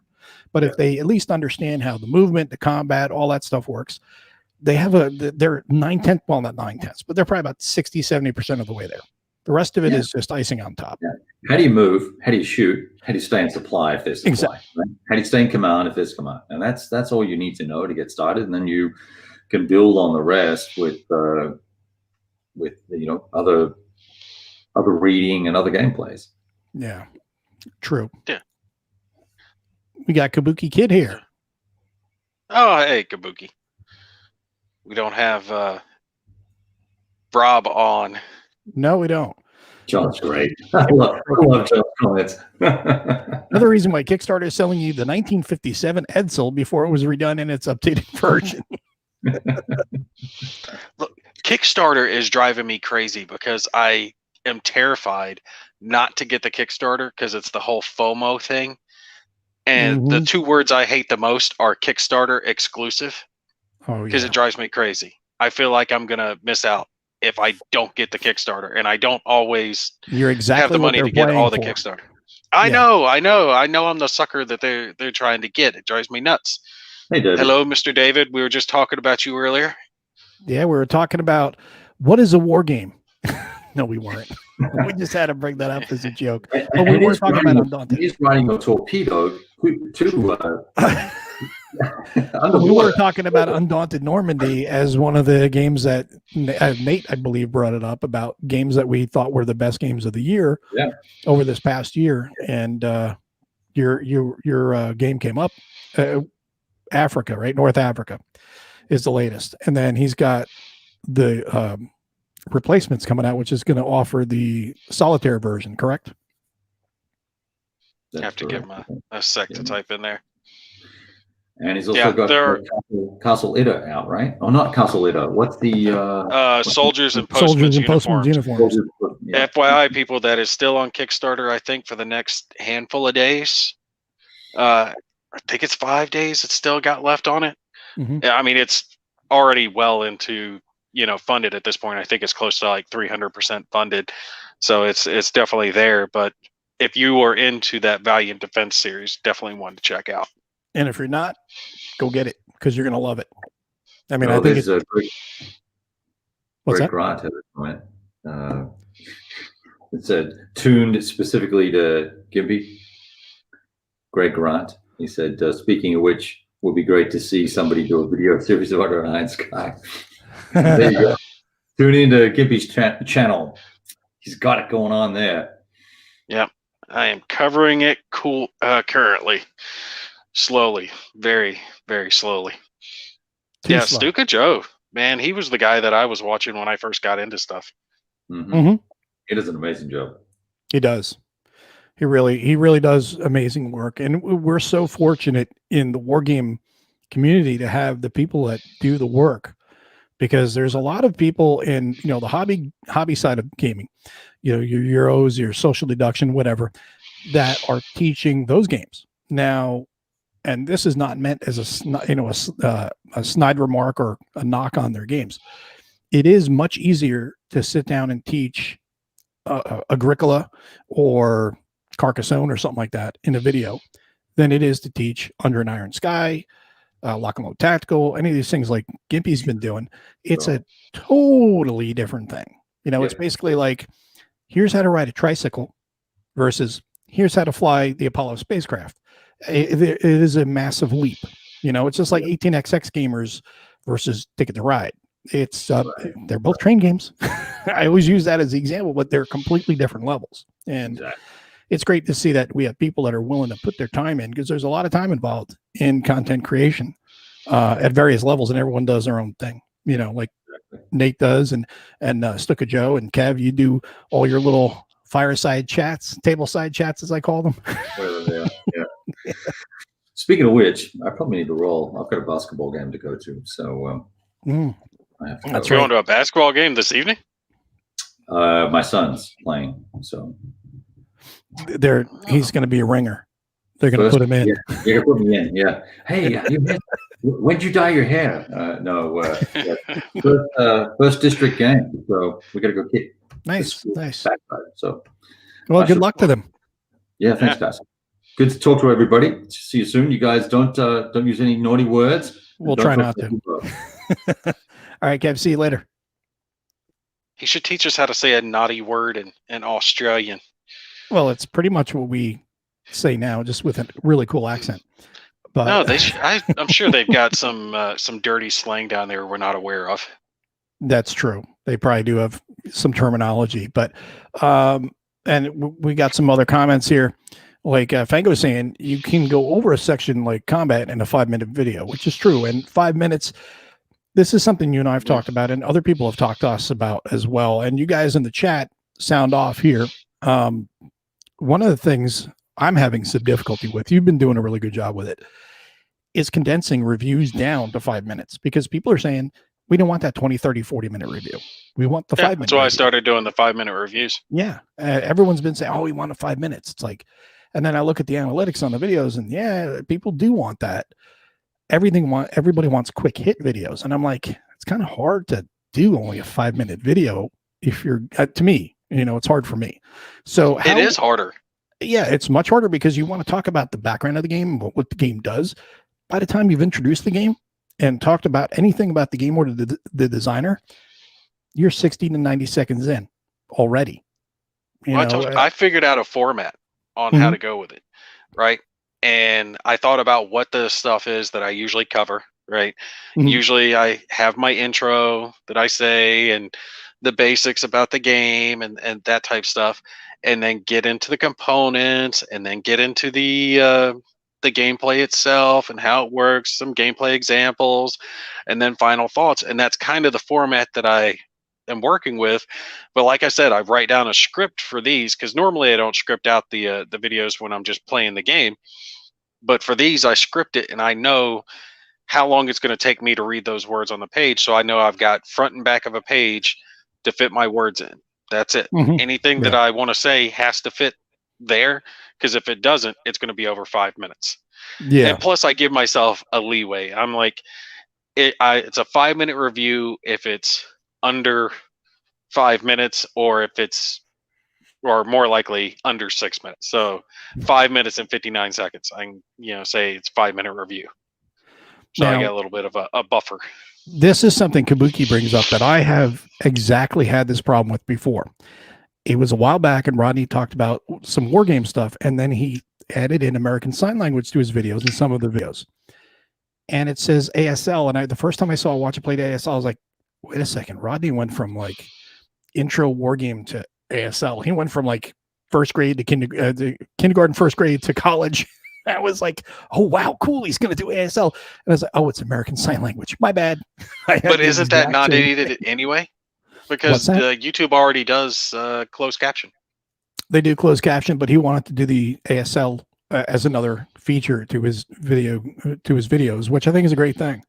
And it's that is, people talk about learning other languages and stuff, and Spanish or French or German, whatever. There's no push in school, at least when I was in school. I don't even think it was available to take ASL. And I think that's a more usable tool for a lot of people than. Well, we've actually been teaching our little girl that. Really? Yeah, Fantastic. our baby girl, because we found that with babies, before they can talk, they can't really tell you what they want, but they can make signs with their hands. So we've taught her words like more and thank you and hungry, so she can make the signs to us when she wants something. And of course she's not doing exactly correct, but we understand what it is. We teach her the basics. Do you want more? And she'll just kind of pound her hands together like, okay, she wants more, or she's hungry, or she'll say thank you, or whatever it is. Now my wife's doing more of that, but we found it works very well for us, for young kids, to give them or her a ability to talk to us. Yeah. Or tell us what she wants. True. And that's the only sign language I know is Marine Corps Sign Language. It's the universal. Fango was talking about what I do. What you were doing. Yeah. And it's just Marine Corps Sign Language, which is the same symbol or the same hand gesture everybody uses, whether it's a hello, goodbye, you suck, I love you, whatever. It's always the same. Yep.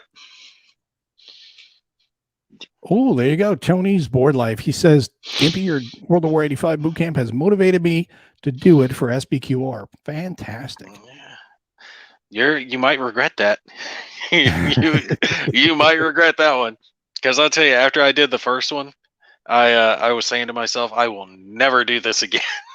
Because it's in depth. It kind of wears on you after a while. So I will tell you, take your time. Yeah. Right. Don't try to race through it. If you try to, blast it out as quick as possible, you're going to make mistakes and you're going to burn out. So try to get maybe 2-3 videos done a week at most. True. Night Rough, thanks for staying up a little bit late and over across the pond and hanging out with us two clowns for a little while. You can watch the rest of it tomorrow. Yeah. Rough is one of the ones that I have caught. He's one of the newer guys. He does well. So you guys make sure and check him out. Yeah. There's another one, and I meant to mention this, and I think I forgot the damn name. I was going to mention him, the guy I've been seeing here recently pop up. Hex. Remember, right? Is that the one I'm thinking of? Hex to Hex. I think that's the one that I'm thinking of. Newer. He's only got a few hundred subscribers so far. I don't know. Hex to Hex, speak up. How many subs do you have? He's in the audience tonight. He's joined us. Yeah. I think that's it. I remember. I want to say it was Hex, but I can't remember it. Sorry, my memory's just bad. Head injuries and brain injuries. I was going to say you memory. You have kind of an excuse. I'll give you a pass on this one. Landmines do good for that. I'll tell you what, they do not mix for learning very, very in-depth games though. I am so terrified that I'm going to do bad at Under an Iron Sky. No, you're doing fine. And you know what? That's the other thing too. We'll come back to that in a second, but he has 345 subscribers. So if you are not already subbed to Hex to Hex, please go over and check him out and subscribe. And I was watching some of his stuff recently. Yeah, that's what we're all about here, is making sure that everybody knows everybody's stuff and support everybody in this community, because if everyone is supported and everyone continues to make videos, we all have something else to watch, and we all have a great way of getting more information, sharing information. And plus, it's great to meet these people at cons, because you're like, hey, well, we haven't had any cons this year, but hopefully next year, and if not next year, the year after, sometime in the future, we'll all be able to sit down and have a drink and play some war games in person again, which will be fantastic, rather than just having to do everything virtual. But it is great that we're able to do these things virtually.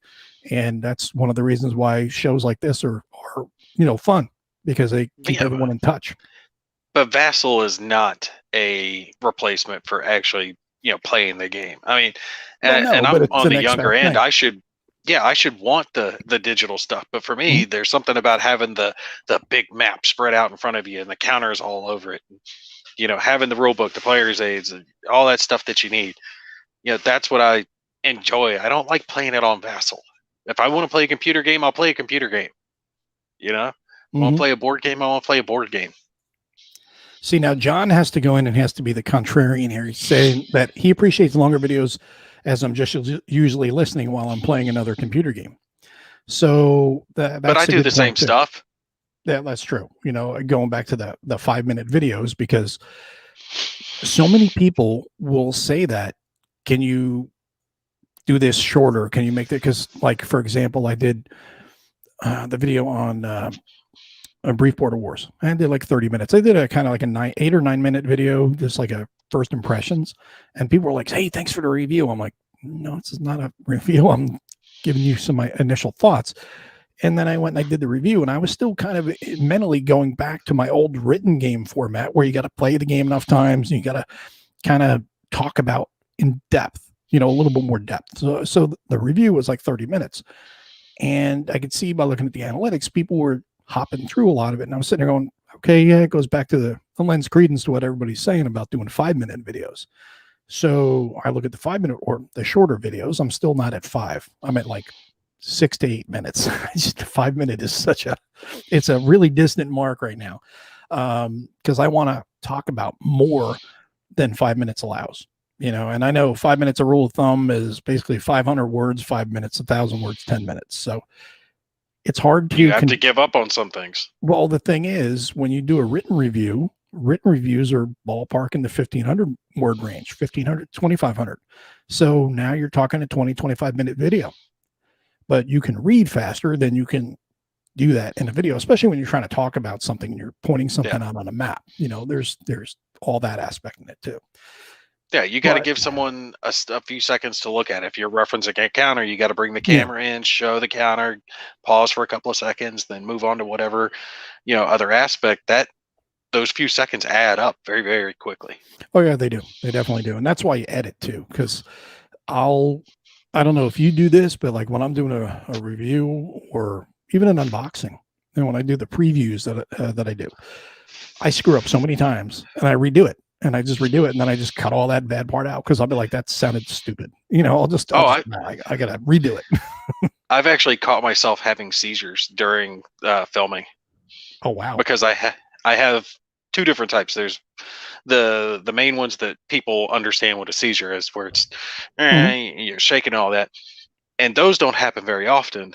But the ones that happen more often are smaller ones where I just blank out for 10, 20 seconds and the mind just stops. And I'll catch those occasionally when I'm recording a video and I'm talking, and you'll see my hand just stop and there's no words. And then 10, 20 seconds goes by and I pick up like there was no pause. But I don't remember that happening when I'm recording it. I don't see it until I go back and I'm recording. Yeah. So I have to look at the little audio stream and see if there's any gaps. So if you guys Sure. are ever watching my videos and it looks like there's spaces in there where it's kind of odd for it to have a transition, that's why I'm cutting out the dead space Mhm. and linking it back together. Yeah, I do that. I do that too. And I'll even, when you do it enough times, you will realize that you screwed something up. And you're like, okay, pause. All right, pick up here. And you just leave an audio cue for yourself where you're going to pick up. And, you learn how to make it easier for yourself. And there's times where I'll shoot something. The absolute worst was I did a full 15-minute video, or so I thought, doing a preview. And you did hit "Ah, record? good, and nailed it. And I was like, son of a bitch, I never hit record. I was like, damn it. And then I did one other time where it was only one segment where I'm like, yeah, it's really good. And I look up at the camera and I'm like, there's no audio. I got no levels. I was like, damn it, I turned my mic off. And I was like, you idiot. No. So I that happens. had that happen. My mic got disconnected with one, and it only lasted 10 minutes or so during the playthrough of the game. So I ended up just dubbing the audio back over top of it, Yeah. in the editing process, rather than losing all the footage. Yeah, that's another good thing. But the thing that does suck though with that is you get into a groove and you're just everything's smooth. You're just going with it, and then you're like, man, what did I say? I know I said something that sounded good, and I can't remember what the hell it was I said. And then sometimes you'll do it, and you're like, oh yeah, that's good enough.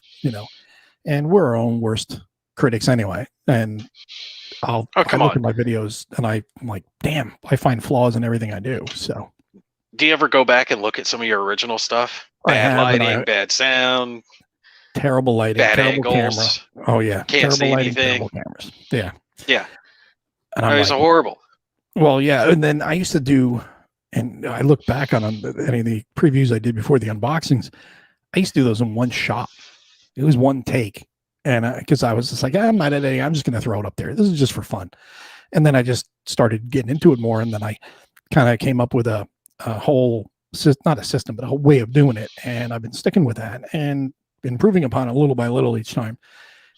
And now I look back and I'm like, God, that was awful. It was terrible. The quality of that video is awful. I just feel like I got to take it down. I'm like, nah, I'm going to leave it up there. Everybody else has bad videos too from when they started out. So shit, with the first ones, I didn't understand, editing, because I self-taught myself all the video editing software. So I didn't realize I could just chop it up and put it back together however I wanted. So when I wanted a break, like a break in the scene or to move to something else, I'd stop the camera, stop the video, move things around, clear my throat, whatever, start the camera back up. So when I went to edit this stuff together, I'd have 20 video clips that I was trying to plug together instead of just one that I could chop to bits and, put it however I need it. And once I figured out that, it was like 10 times quicker than it had been before. Yeah. But just keep the goofs in? No, keep the goofs in. No. Plus, if I screw up, I get mad at myself sometimes. I'm like, you effing no.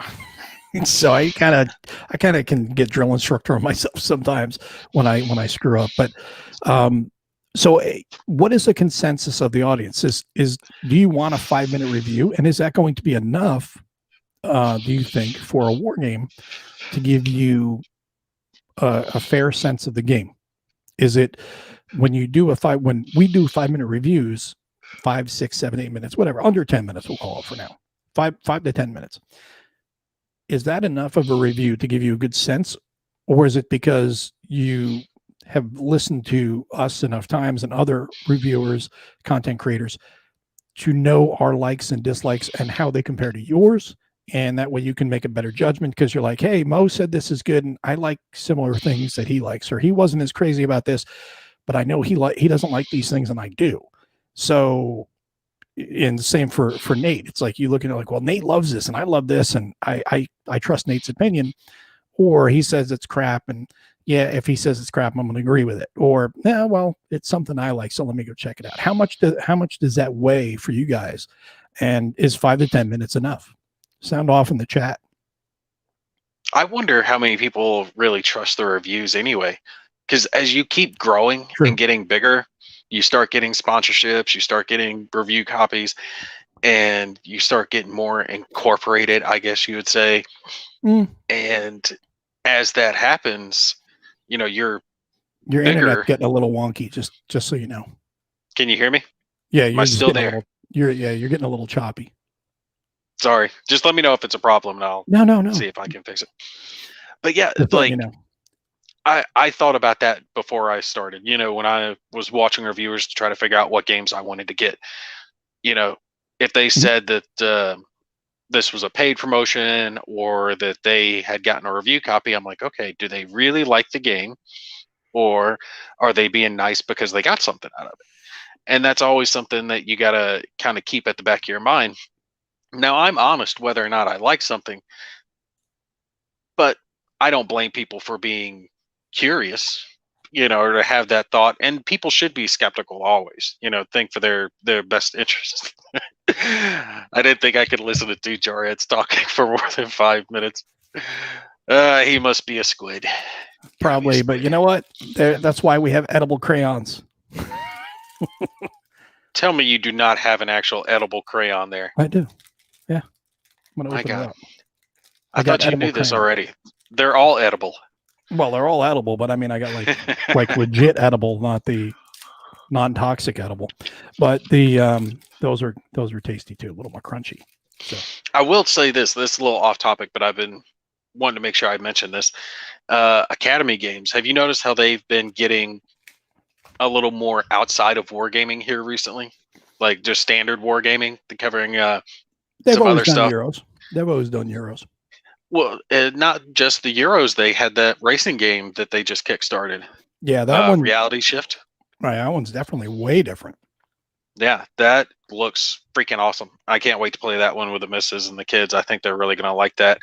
And I did want to plug One Small Step because the wife and I have been playing it. And now, while of course it's not the perfect Euro style game, I think if you want one in that theme, right, the space program, that they did a real good job with it.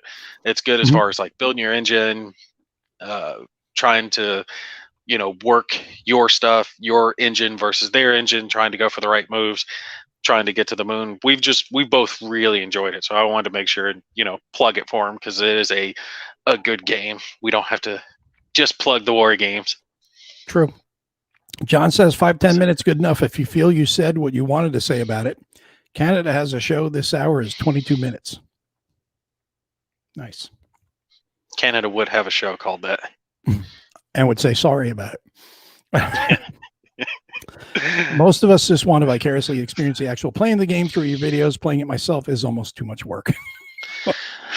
But see, that's the thing. That's why I started my channel in the first place, because I was finding video after video after video of people unboxing or reviewing, and very few videos. The only person I saw who actually played the game was Cal and Dale. Yeah. Or the games I was looking at, which was war games. And he's a whole nother type of guy. He's stream of consciousness, and if you like it, not everybody. It's not for everybody. And I'm not saying this negative. I'm just saying it's not for everybody. Some people want more structure. Some people don't. Some people love it. Me personally, I just, when I'm in the mood, I have to be in the mood for him. And then it's just a total trip. I mean, he's great, you know, because he just goes on and on. But that's fine. Like, he's covering all the different aspects, everything that he thinks of, what he's thinking when he's looking at all the different parts, doesn't cut out when he's having to look into the rule book. And you got to think all that is little bits of information, because it's kind of showing you what you're going to have to do if you're going to play the game. You know, if this guy who does this professionally and plays games all the time, has to spend this much time going back to the rule book, then how much time are you going to have to spend going back to the rule book? That's one of the things that I look at when I watch some of his videos. And what do you got to do know. to fix your internet? Because it's still that way. Every time you talk, it's just like kind of, you got to reset something or? No, I'm showing good, like full bars here. Really? It's like really choppy. Hold on one second. Let me do something. Okay. I just took you out of the Kick screen. me out. Yeah, let's see if that resets. I don't think it will, but. Well, if it becomes a problem, we can no. We can cut it. We've been already going about an hour and a half anyway, but I don't want to get it to where it's just Mo talking. Well, we're getting close to the end of the show anyway, but I wanted to get through these comments here. What is important for me? Did that reviewer really? What is important for me? Did that reviewer really person has to put the proper time into the game for me? Yeah, do you put the proper time into a game? And that's true. You know, I mean, if you want to, or you're just sitting there and you're talking about a game in very general terms, or are you pointing out things to the game? That's one of the things about a review. You got to talk about different aspects of a game, and you can do that in a short review, but that pushes it past that 5-minute mark for me. Hold up. Think about this though, and we've discussed this before. I think there are plenty of reviewers out there, and I'm not talking about just war game reviewers. I just mean board game reviewers in general, who don't actually play the game. They'll thumb through the rule book, look at the components, maybe show a few aspects of it, but they're not actually playing the game. And I think that's what he's addressing there. Have they actually played the game that they're trying to review? And I don't think all of them do it. Jeff's a rust picker. Retired squid. Told you. Uncle Sam's Misguided Children is the one name that I know. You sign the mother effing contract is contract. Yeah. There's I like the Army though. Aren't really Marines yet. I saw one the other day. It's like every time Marine Corps birthday comes around, everybody posts up all these different funny ones. And they said, like, get ready for all of I was going to join the Marines ones, but I went in the Army instead. I almost joined the Marines, but I joined the Army instead. David Thompson, Baby Herman says, quickest reviews, top 5-10 minutes is fine. But I also really want playthrough videos. Doesn't need to be a complete playthrough, but it should be long enough to provide an extended example of play. Good point. That's something I don't do myself. And I've considered doing some playthroughs of some games, but they would be shorter games, and it would only be as I was able to do it. But I can tell you, if I do those, they would not be like we see with other, this is not a knock on how they do it, but I'm not a fan of, maybe some people are, of literally looking over someone's shoulder when they play a game and experiencing the, okay, what was that rule again? Cut all that out. Edit that. You can shoot that hour video and then edit it out and cut it down to 30, 35 minutes, because people don't need to hear you going, ooh, where's that? Oh, where the heck is that counter? That's dead space. Kill it. Now, I do that. I cut it down when it's just me. Yeah. But when I have the missus playing with me, like when we're doing One Small Step, I don't cut that out because it's too hard. Most of the time we're back and forth in conversation anyway, but it just wouldn't really work. And not to mention I have so many cameras going when that's going on that it would just, I'd be too afraid I would chop it up. So I leave all of that in there, like just the whole playthrough session. Now, if we have to pause for something like kids or whatever, I'll cut that out. But the rest of it, I leave as we're making choices. But that's only when we're both playing the game actually together. Yeah, One Small Step is good.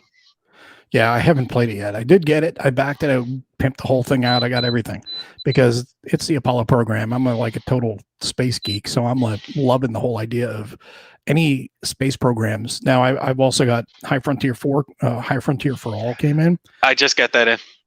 Did you back on a Kickstarter? Yeah, I got the upgrade kit because I already had the 3rd edition. 3rd edition, yeah. I've never sat down to play. I had the 3rd edition. I sold it.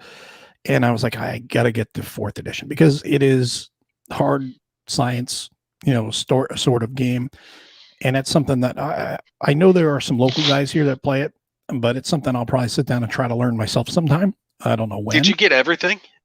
that you Yeah. ordered. I mean, I got everything. I'm I- pretty sure I got everything that I ordered. I got I the would 2 go modules. through it. Why? What I'm was missing missing? module was- 0. Really?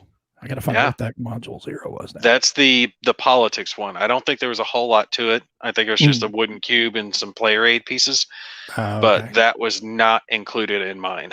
So I would check to make sure you got that. And were there any stretch goals with that?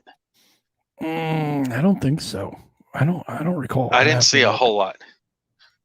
So Okay, so David said that you're coming through fine. So okay, good. So then it's just me that's hearing your audio break up, but it's good now. yeah, a bit you, bud. It's always you. It's always me. So yeah, I'm special. everybody else. Now the other one in that, well, not in that series, but similar to that, is the Stellar Horizons. Yeah. I still need to get that to the table because Yeah, I I've need got to it. get a copy of It's in that. the box. I need to get a copy of that. Yeah, I ended up getting that from Miniature Market. Nice. Yeah. I am definitely looking forward to trying that one out. Nice. But- Though we have to do Mo and Callendale have to do a face-to-face session on camera. Face-to-face what though? Talk or a review, a game? What is it we have to do? That would be a trip. Especially, It would be you asking a question and him answering it for half an hour. it would probably be real interesting if I had a bottle and he had his pipe, whatever, and it would be a trip. It would be fun. Maybe Do you think for that guy St. has Patrick's Day. tobacco in that? I don't know. There's no way there's tobacco in that thing. He is just too in the zone for that to be tobacco. That's true. He gets in the zone. It's fun. Yeah, that's true. You know, if you don't actually play the game, you may miss a lot of subtleties that make the game. And that is a good point about reading a rule book and giving a review on that. I'm with you. I know there are people who do that. And it's just, it is what it is. And I think it's part of the reason why some people can crank out a lot of content and others don't. And that's fine. And I don't know how much they play of a game. But everybody does what they're going to do. You can't just look at volume though.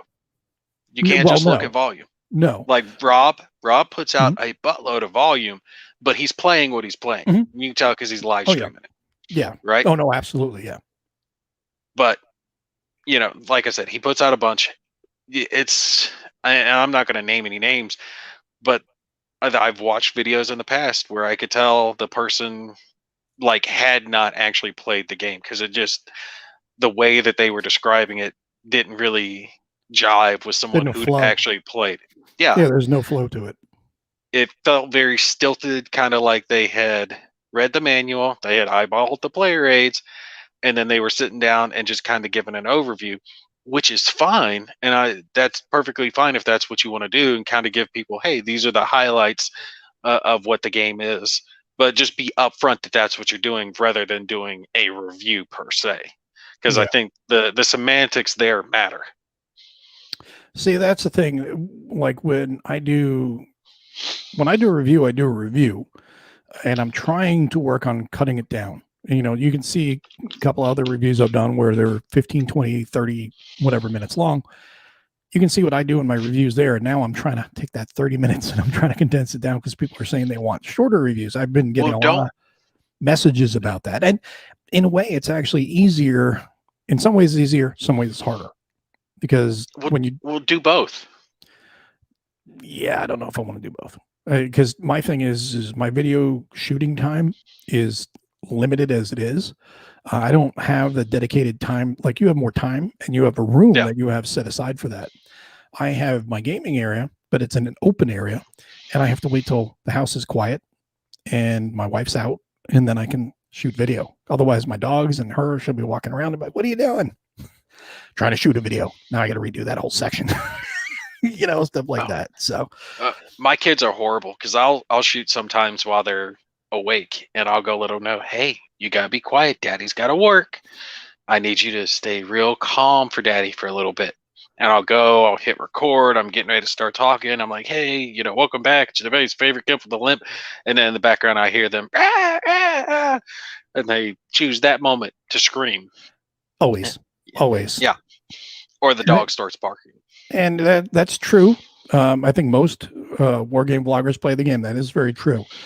And how you can, when it comes to reviews, though, when you sometimes I'll write notes. I mean, I always write notes, but sometimes you'll hear a pause, and I almost kind of sound a little stilted when I talk sometimes, because I'm looking at my note and I'm trying to read my handwriting, and I'm like, oh, that's what I said. So sometimes I'll do it twice, because I'll say it, I'm like, yeah, I'm reading too much, and I'm trying to, what was that word? Damn, I can't read in my own handwriting. Okay. And then I figure it out. I decipher it. And then I'm like, okay, I'm going to reshoot that part. And then I'll say it, and I'll say it in a way that's almost like I'm trying to rush through it to remind myself of what it was, so I don't lose what that word was that I was having trouble with. So sometimes I'll do that. And then others, I just, almost like a Callendale stream of consciousness, I just go. And that's what I do, like with the previews. That's where I was going before, was I'll read about a game, learn about a game, because I think an unboxing is boring. It's like, okay, here's the game, here's some dice, here's some cards, here's the map, here's some counters. Have a nice day. That's, so I wanted to give more background on the game and explain some of the things. I'm not going to tell you the game, teach you the game, but I'm going to give you more background on the game, so that way you know what the game's about and what do the counters do. To a degree, I kind of go over those things. I don't tell you what the counters do, because it's pretty obvious they're counters, but I'll talk about the map. I'll go through the rule book. Some people just flip through it.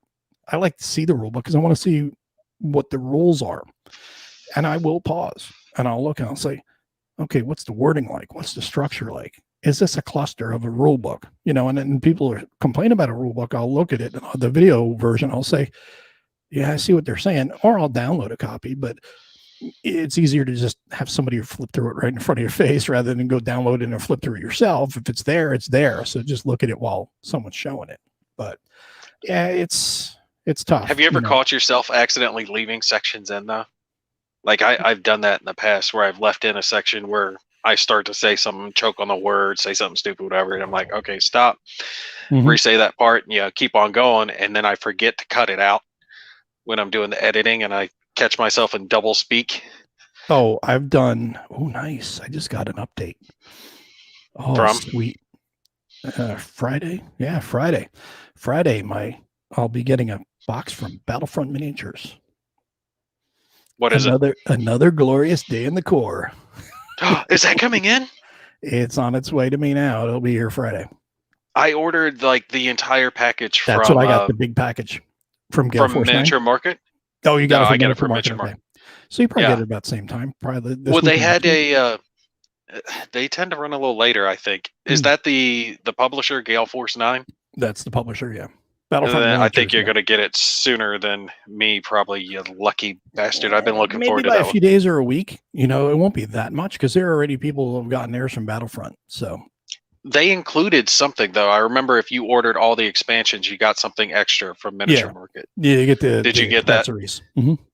Is that what it was? I couldn't remember what it was. I just remembered I was supposed to get something extra with it, and I'm definitely going to have to paint these minis. True. Although I'm painting a bunch right now. I've almost finished all my Blood Bowl teams. I'm going to do a big, just FYI for everybody, I've got a big Blood Bowl series coming up in the new year. 8 different teams, and there's going to be playoffs. And I'm just going to do it over the course of the year. Right? So I got Lizardmen, Chaos, Humans, Orcs, Dwarves, Goblins, my team, Nurgle, my little boy's team, Undead, the wife's team, the Lizardmen. Yeah, everybody's got their own little team. Well, she liked them because they looked the most like frogs. There you go. So, yes, that series is coming, and I'm also looking into doing Last Days Zombie Apocalypse. So I'm actually painting some zombies right now as well. So John says 5 minutes max on an unboxing. Don't really need explanatory phrases like semi-glossy, high porosity, 20 bond rule book paper. Somehow, some way, I'm going to try to work that into a preview. I'm going to have to. Yeah, I think I'm going to have to do the same. I'm going to have to be like, this is some really fantastic semi-glossy, high porosity, 20 bond rule paper rulebook paper, fantastic quality. Look, I want to let people know if the counters are thick, if the card stock's thick Sure. or not. That quality. But honestly, I hate it when they make shit glossy because it reflects all my damn lighting. It reflects have off to find- everybody's lighting. Yeah. Yeah, It, I have it to makes find the perfect angle. It's great when you have a lot of images because the colors really are vibrant and they pop and they look great. But if it's text dense, you want it to be on regular paper because it's not going to have that gloss and that shine. And you can also write notes on it better. If you need to write notes or, underline, highlight anything, it works better when it's on a regular matte paper. Speaking of which, I got to send you a link to the lighting I'm using now because it's different from the studio lighting I usually use. Okay. I'm using it's garage LED light bulbs. It's the ones that fan out. Actually, the light that's around me now, it's one light that's lighting up this entire back room, and I'm not even. It's not even pointing at me. It's pointing up.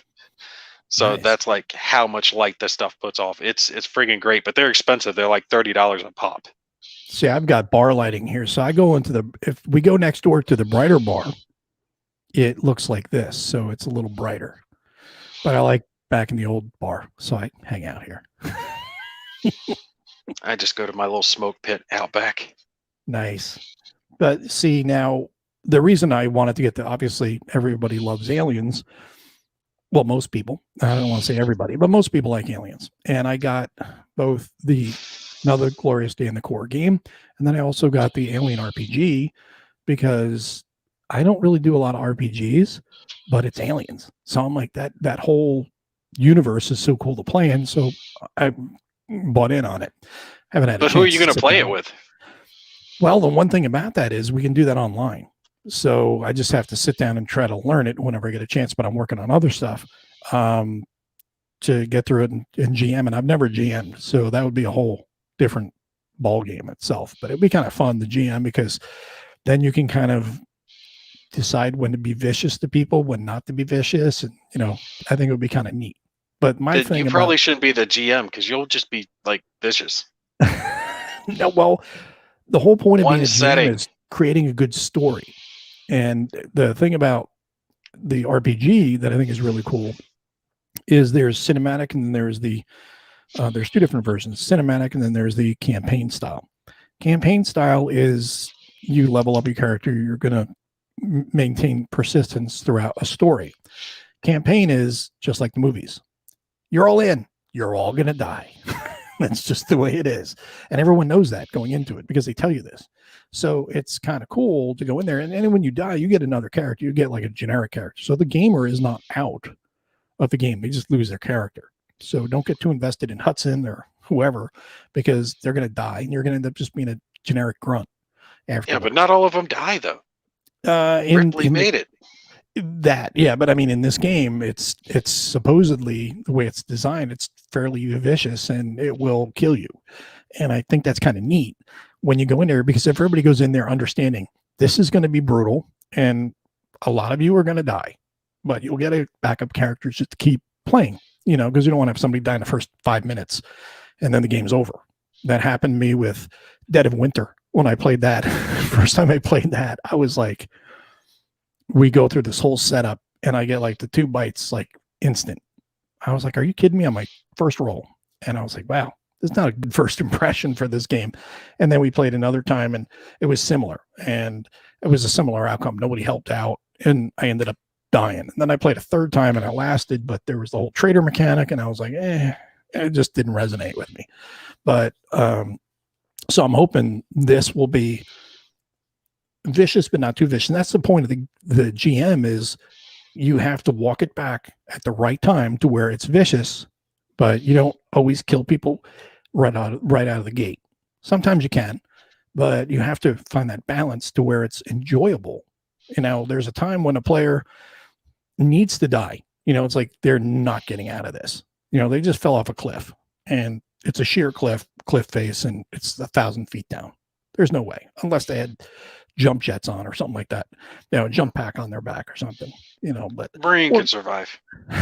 Well, maybe you can have that. They grab the side of the ledge and you can try to rescue them, but you have to, as the GM, you have to find out where those good spots are to keep the story going, keep the interest there, but at the same time, don't make it too vicious, don't make it too ridiculous either, because then people will say, well, there's no point. I can do whatever I want. He's not going to kill me. But you don't want them too timid to where they say, I'm afraid to take a step because I might die. So you have to find that balance to make the story, make them paranoid, but don't make them afraid to not play. You know what I'm saying? I don't know. I've never played a game like that. I prefer the RPG in the box, kind of like, Sure. another glorious day in the Corps. I just want to have it there. I want to see stuff. Skirmish I want game. to move my little characters around, have my fun with it. And it's Twilight the same company, 2000. I don't know that one. It's the same company. It's a reprint of, an update and all that stuff of the old game, Twilight 2000.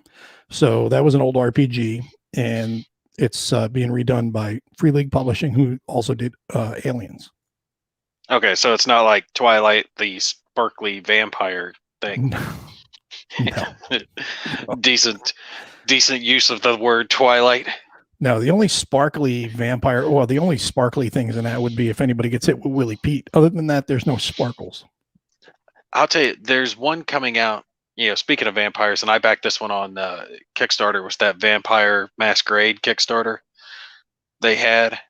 I don't know if you saw that one. No, I did not. But I ended up backing that, and it seems like it's more of a mix between the RPG that you were just talking about and a traditional board game. So might be one that you would be interested in trying out. Sounds good. I'll have to check it out now David before we go to first. Mr. David Thompson's exiting the building. Baby Herman's got to go get some baby sleep. Have a good one, Dave. Dude, the guy's got 4 kids. That's true. He's a man that's working his tail off, especially with as many games as he's got releasing. That's true. He is coming out with a whole bunch of them, and they're all fantastic. Yeah, he's got the next in the Valiant Defense. He's got a sniper game that either just was or is getting ready to go to Kickstarter. I think it was on Kickstarter, wasn't it? Was already on Kickstarter? I think so. Yeah, it was already on Kickstarter because I remember talking to him about it. So he had that one, and then he had the horror one. I can't remember the name of it, but he had a horror, kind of like Friday the 13th theme, but not Friday the 13th game that he helped design as well.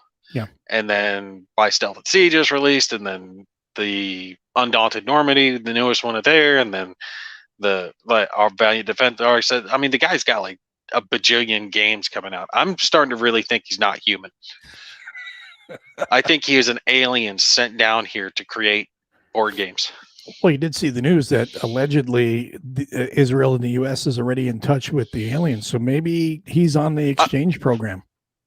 I saw that mentioned, but I didn't know what the specifics were about it. I hadn't had a chance to look the story up yet. Well, I think there's proof right there. David Thompson is an alien, and he's on the exchange program, so that's why he's able to crank out these games.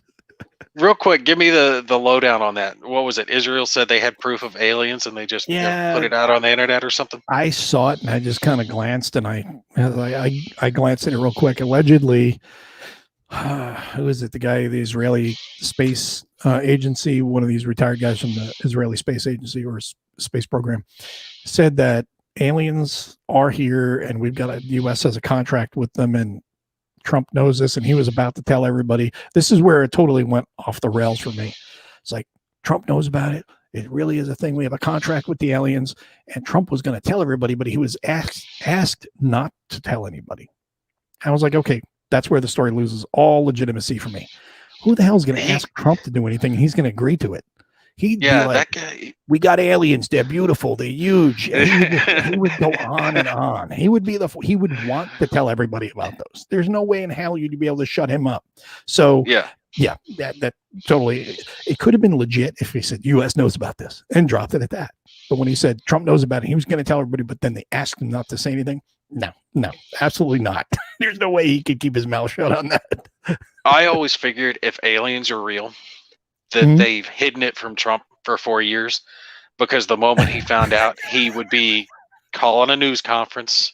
Hey, let me tell you about the aliens. Very fine people. News, beautiful news. Let me tell you. Yeah.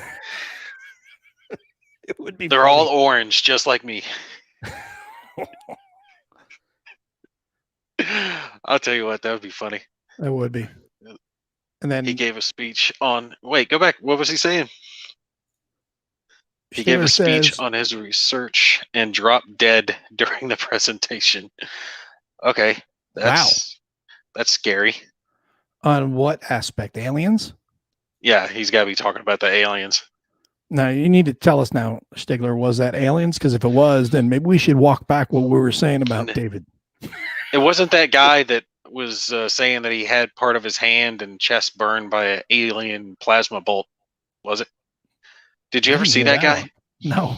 Oh, this was years ago. This guy went around. He was some type of engineer, and he would talk at all these alien conventions and explain how he went into an underground alien base, and there was him and some special forces, and there was a fight, and he got shot, and the special forces got killed, and I mean, he was maimed. Like, he only had 2 fingers on his hand. He had this burn mark on his chest, and he always claimed that, you know, I'm not going to kill myself. They're going to kill me. And, you know, I'm telling you now, I'm not suicidal. And he ended up being found dead of suicide. I'll have to see if I can, find the guy's name. I mean, it was interesting to listen to him talk about the stuff. That does sound a little different. Jeff is saying, anybody remember Recon Dog Game? Military style RPG. I do not remember that. A Recon Dog Game? Sounds interesting.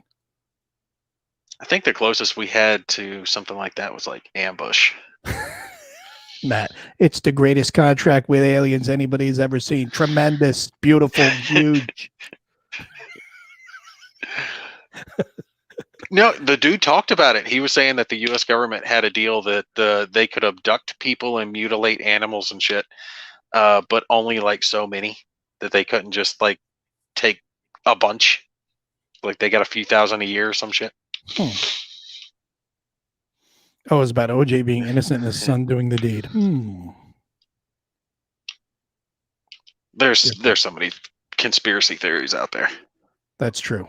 So now Jeff is saying it was Vietnam to 80s plus mercenary rules. No, I'm not familiar with that one. That one sounds different. Now I'm curious about that one.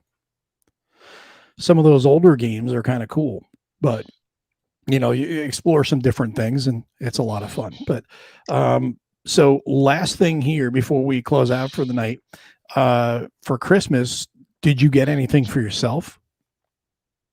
Me? No. Yeah. Well, unless you count Cyberpunk 2077. But nice.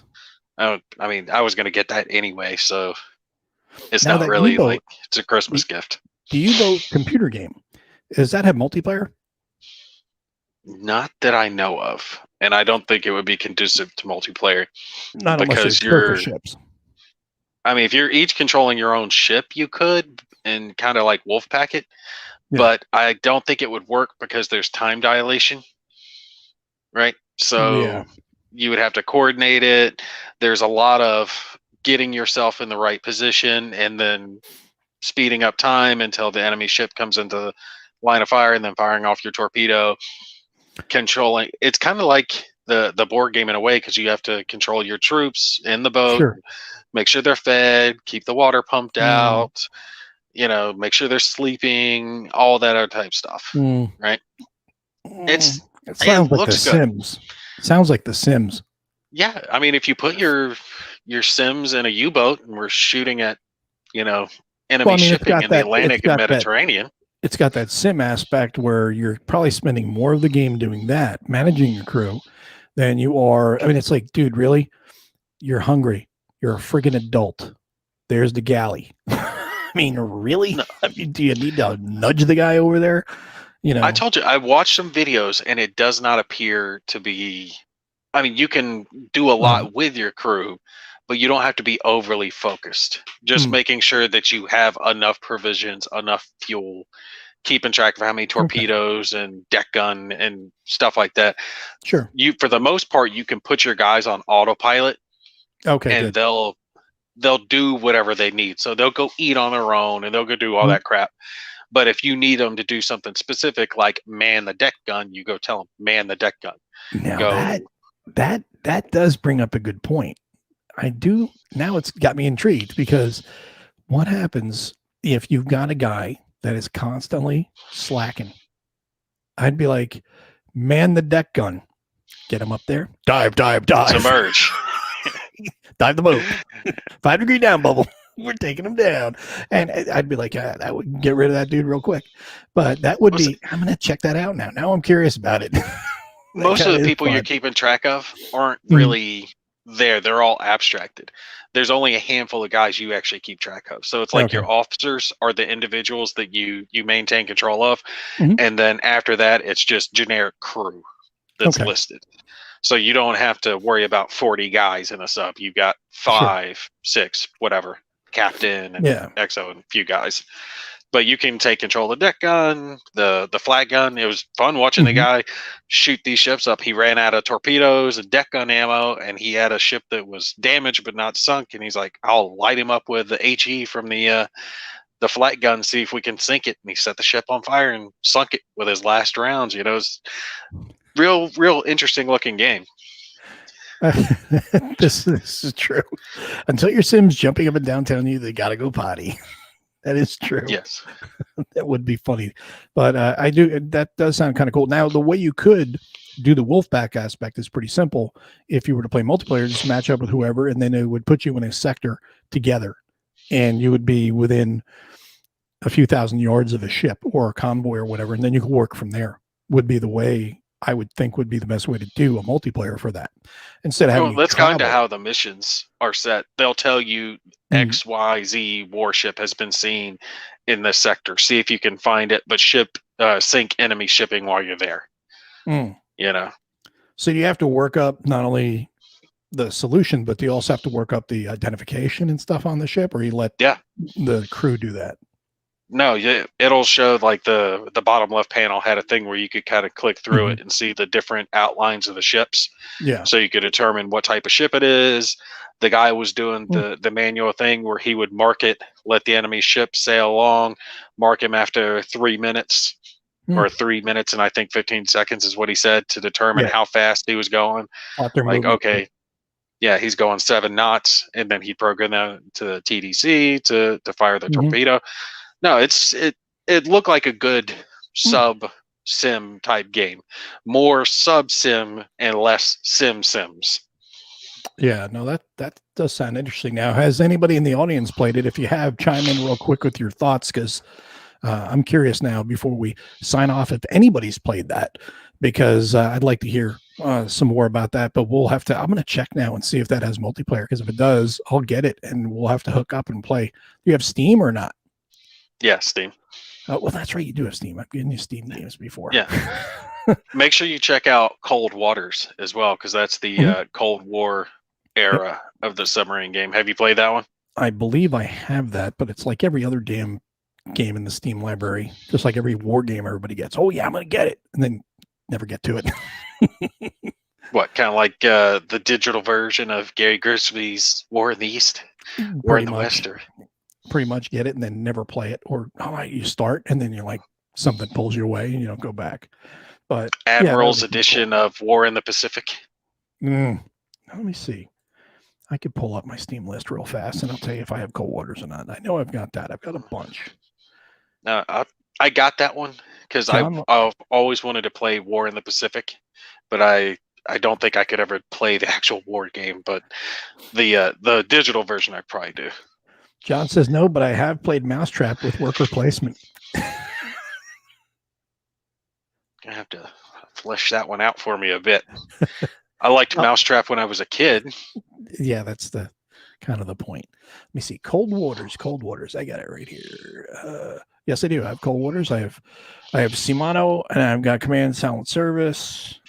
All of these I have, but I've not played. Dangerous Waters. Whole bunch of other ones too. And the funny thing is it keeps coming back to it when you get all these games, it's the shooters that you'll get jumped right into because it's action and it's easy to play those things. And now that I said that, I bought an Xbox One last year and I played it for about a month and then I haven't been back to it. So it's like too much crap going on. It's like I need to get back to playing it. But the Call of Duty in that was really good. Nah, you got a one. You have a one? Sucks. You have a one? Yeah. Okay. Oh, Call of Duty's great, dude. I mean, if you just want to go in there, shoot some stuff up, and then play against zombies, hell yeah. I gave up on Call of Duty years ago because they just kept releasing the same game with a different name year after year after year. But this latest one that they did, the physics engine feels a lot better. The graphics are fantastic, but the physics engine feels a little bit different. It feels kind of like a cross between the old Call of Duty, which is just frenetic action, and kind of a sim sort of movement where you're not moving at 100 miles an hour. You're moving a little more realistically. So Well, I thought that was kind they of neat. moved away from a Call of Duty game with an excellent campaign with a good multiplayer tacked on that people would play until the next one to a mediocre campaign that was short to no campaign at all. Right? And when they started doing that crap where there was no campaign, I was like, no. Yeah, Well, War in the Pacific will take years to play with mini clicks with the mouse. I absolutely believe it. That's true. All right, Jeff is going to be signing off as well. So we got everybody signing off. We're getting ready to sign off ourselves for the evening. We are going to do one more show before the end of the year. And right now we're looking at the 22nd. So it'll be Christmas week. We figure we'll have more of a Christmas show and have a little more fun with it because it'll be Christmas week. And maybe we'll get some stuff in between now and, then where we can show some stuff off, talk about some things, stuff like that. So I know. Make sure you guys tune in for the giveaways that I'm doing. Oh, what giveaways? They're Talk in the about your process. giveaways. The winner for the Nations at War, the first one that I'm giving away, has already been decided. I got that one drawn today. The video is going up tomorrow. And I'm going to have By Stealth and Sea and Shores of Tripoli. Nice. It's the prototype versions. So since I'm giving away both of those as a package in the next video. So after that, there should be 3 more videos total. So there's going to be like 5 or 6 games total that are going to be given away. And the last one is very big, do your Trump voice. Very big, very awesome. Very big, very awesome. It sounded like Arnold. It's going to be very big. It's going to be awesome. Get through the chopper. Get through the chopper. Going to be huge. It's going to be a big one. You got to check out my pal Gimpy. He's going to do a great giveaway. The biggest ever, the most beautiful. It'll be beautiful, people. I'm telling you. He's a beautiful person. So the last giveaway is definitely huge. Make sure you stay tuned for that. And all you have to do is subscribe and leave a comment to be entered to win. That's it. There you go. Now, Matt says Call of Duty is like the Madden of killing people, and I agree with that. And that's what makes it fun, though. It's just to turn off the brain and just, it's a Twitch game. And there is a mode that I played because I don't get into the multiplayer too much because too many idiots. But there is a multiplayer mode in this new Call of Duty that I played because I haven't played in several years that allows you to play cooperatively against the bots. And I was like, wow, that's really cool because that's something that you can play with just your friends and laugh and have fun, just like it was with the zombies. Zombies were great for that because you'd be like, somebody would be off, running away from a zombie that's sprinting after him, like, dude, come over here, help me. Oh my God, I'm going to die. And you're like, where are you, bro? You run after him and you shoot that zombie or whatever. That is fun. That is a ton of fun, and it's a great time waster. So that's what I do like about those games. And I'm not going into it for hardcore simulation. I'm going into it for the fun, especially when I can play with people I know. Yeah. My brother and I used to play it all the time. And then Vext is saying we have to wear Santa hats. So we're going to have to get Santa hats. I might have one in the house. I'll have to take a look. Nice. So Matt is saying, instead of giving something to the viewer, do a contest where a random viewer has to send you a game. That's a nice Case idea. Blue. You can send Case Blue to Gimpy. Yeah. Nice. There are some that you don't necessarily want to play. You just kind of want to have it on your shelf. That's true. Well, and eventually how you justify this, that's my retirement game. Now I'm getting closer to retirement, so I'm looking at those things. So that's a good thing. But anyway, like I said, we're going to end here for the evening and appreciate everybody tuning in tonight as we do every episode. And we'll be looking at the 22nd, doing the next one for a little Christmas show, end of the year wrap up, and maybe even bringing some people on to have some fun and maybe even some of the viewers can join in as well. If you've got a camera and a mic, we'll talk about that during the show, and we'll maybe bring some people in and out throughout the evening that have been participating all year. And, like I said, this is a fun time of year, and we should have as much fun as we can, especially being that we're not able to get out and have as much fun as we normally do. So I appreciate you being here tonight, Nate. And of course, for our other co-host, Kev Sharp, he had to leave for a basketball game, but we appreciate everybody for tuning in, and we will see you guys in the next show on the 22nd.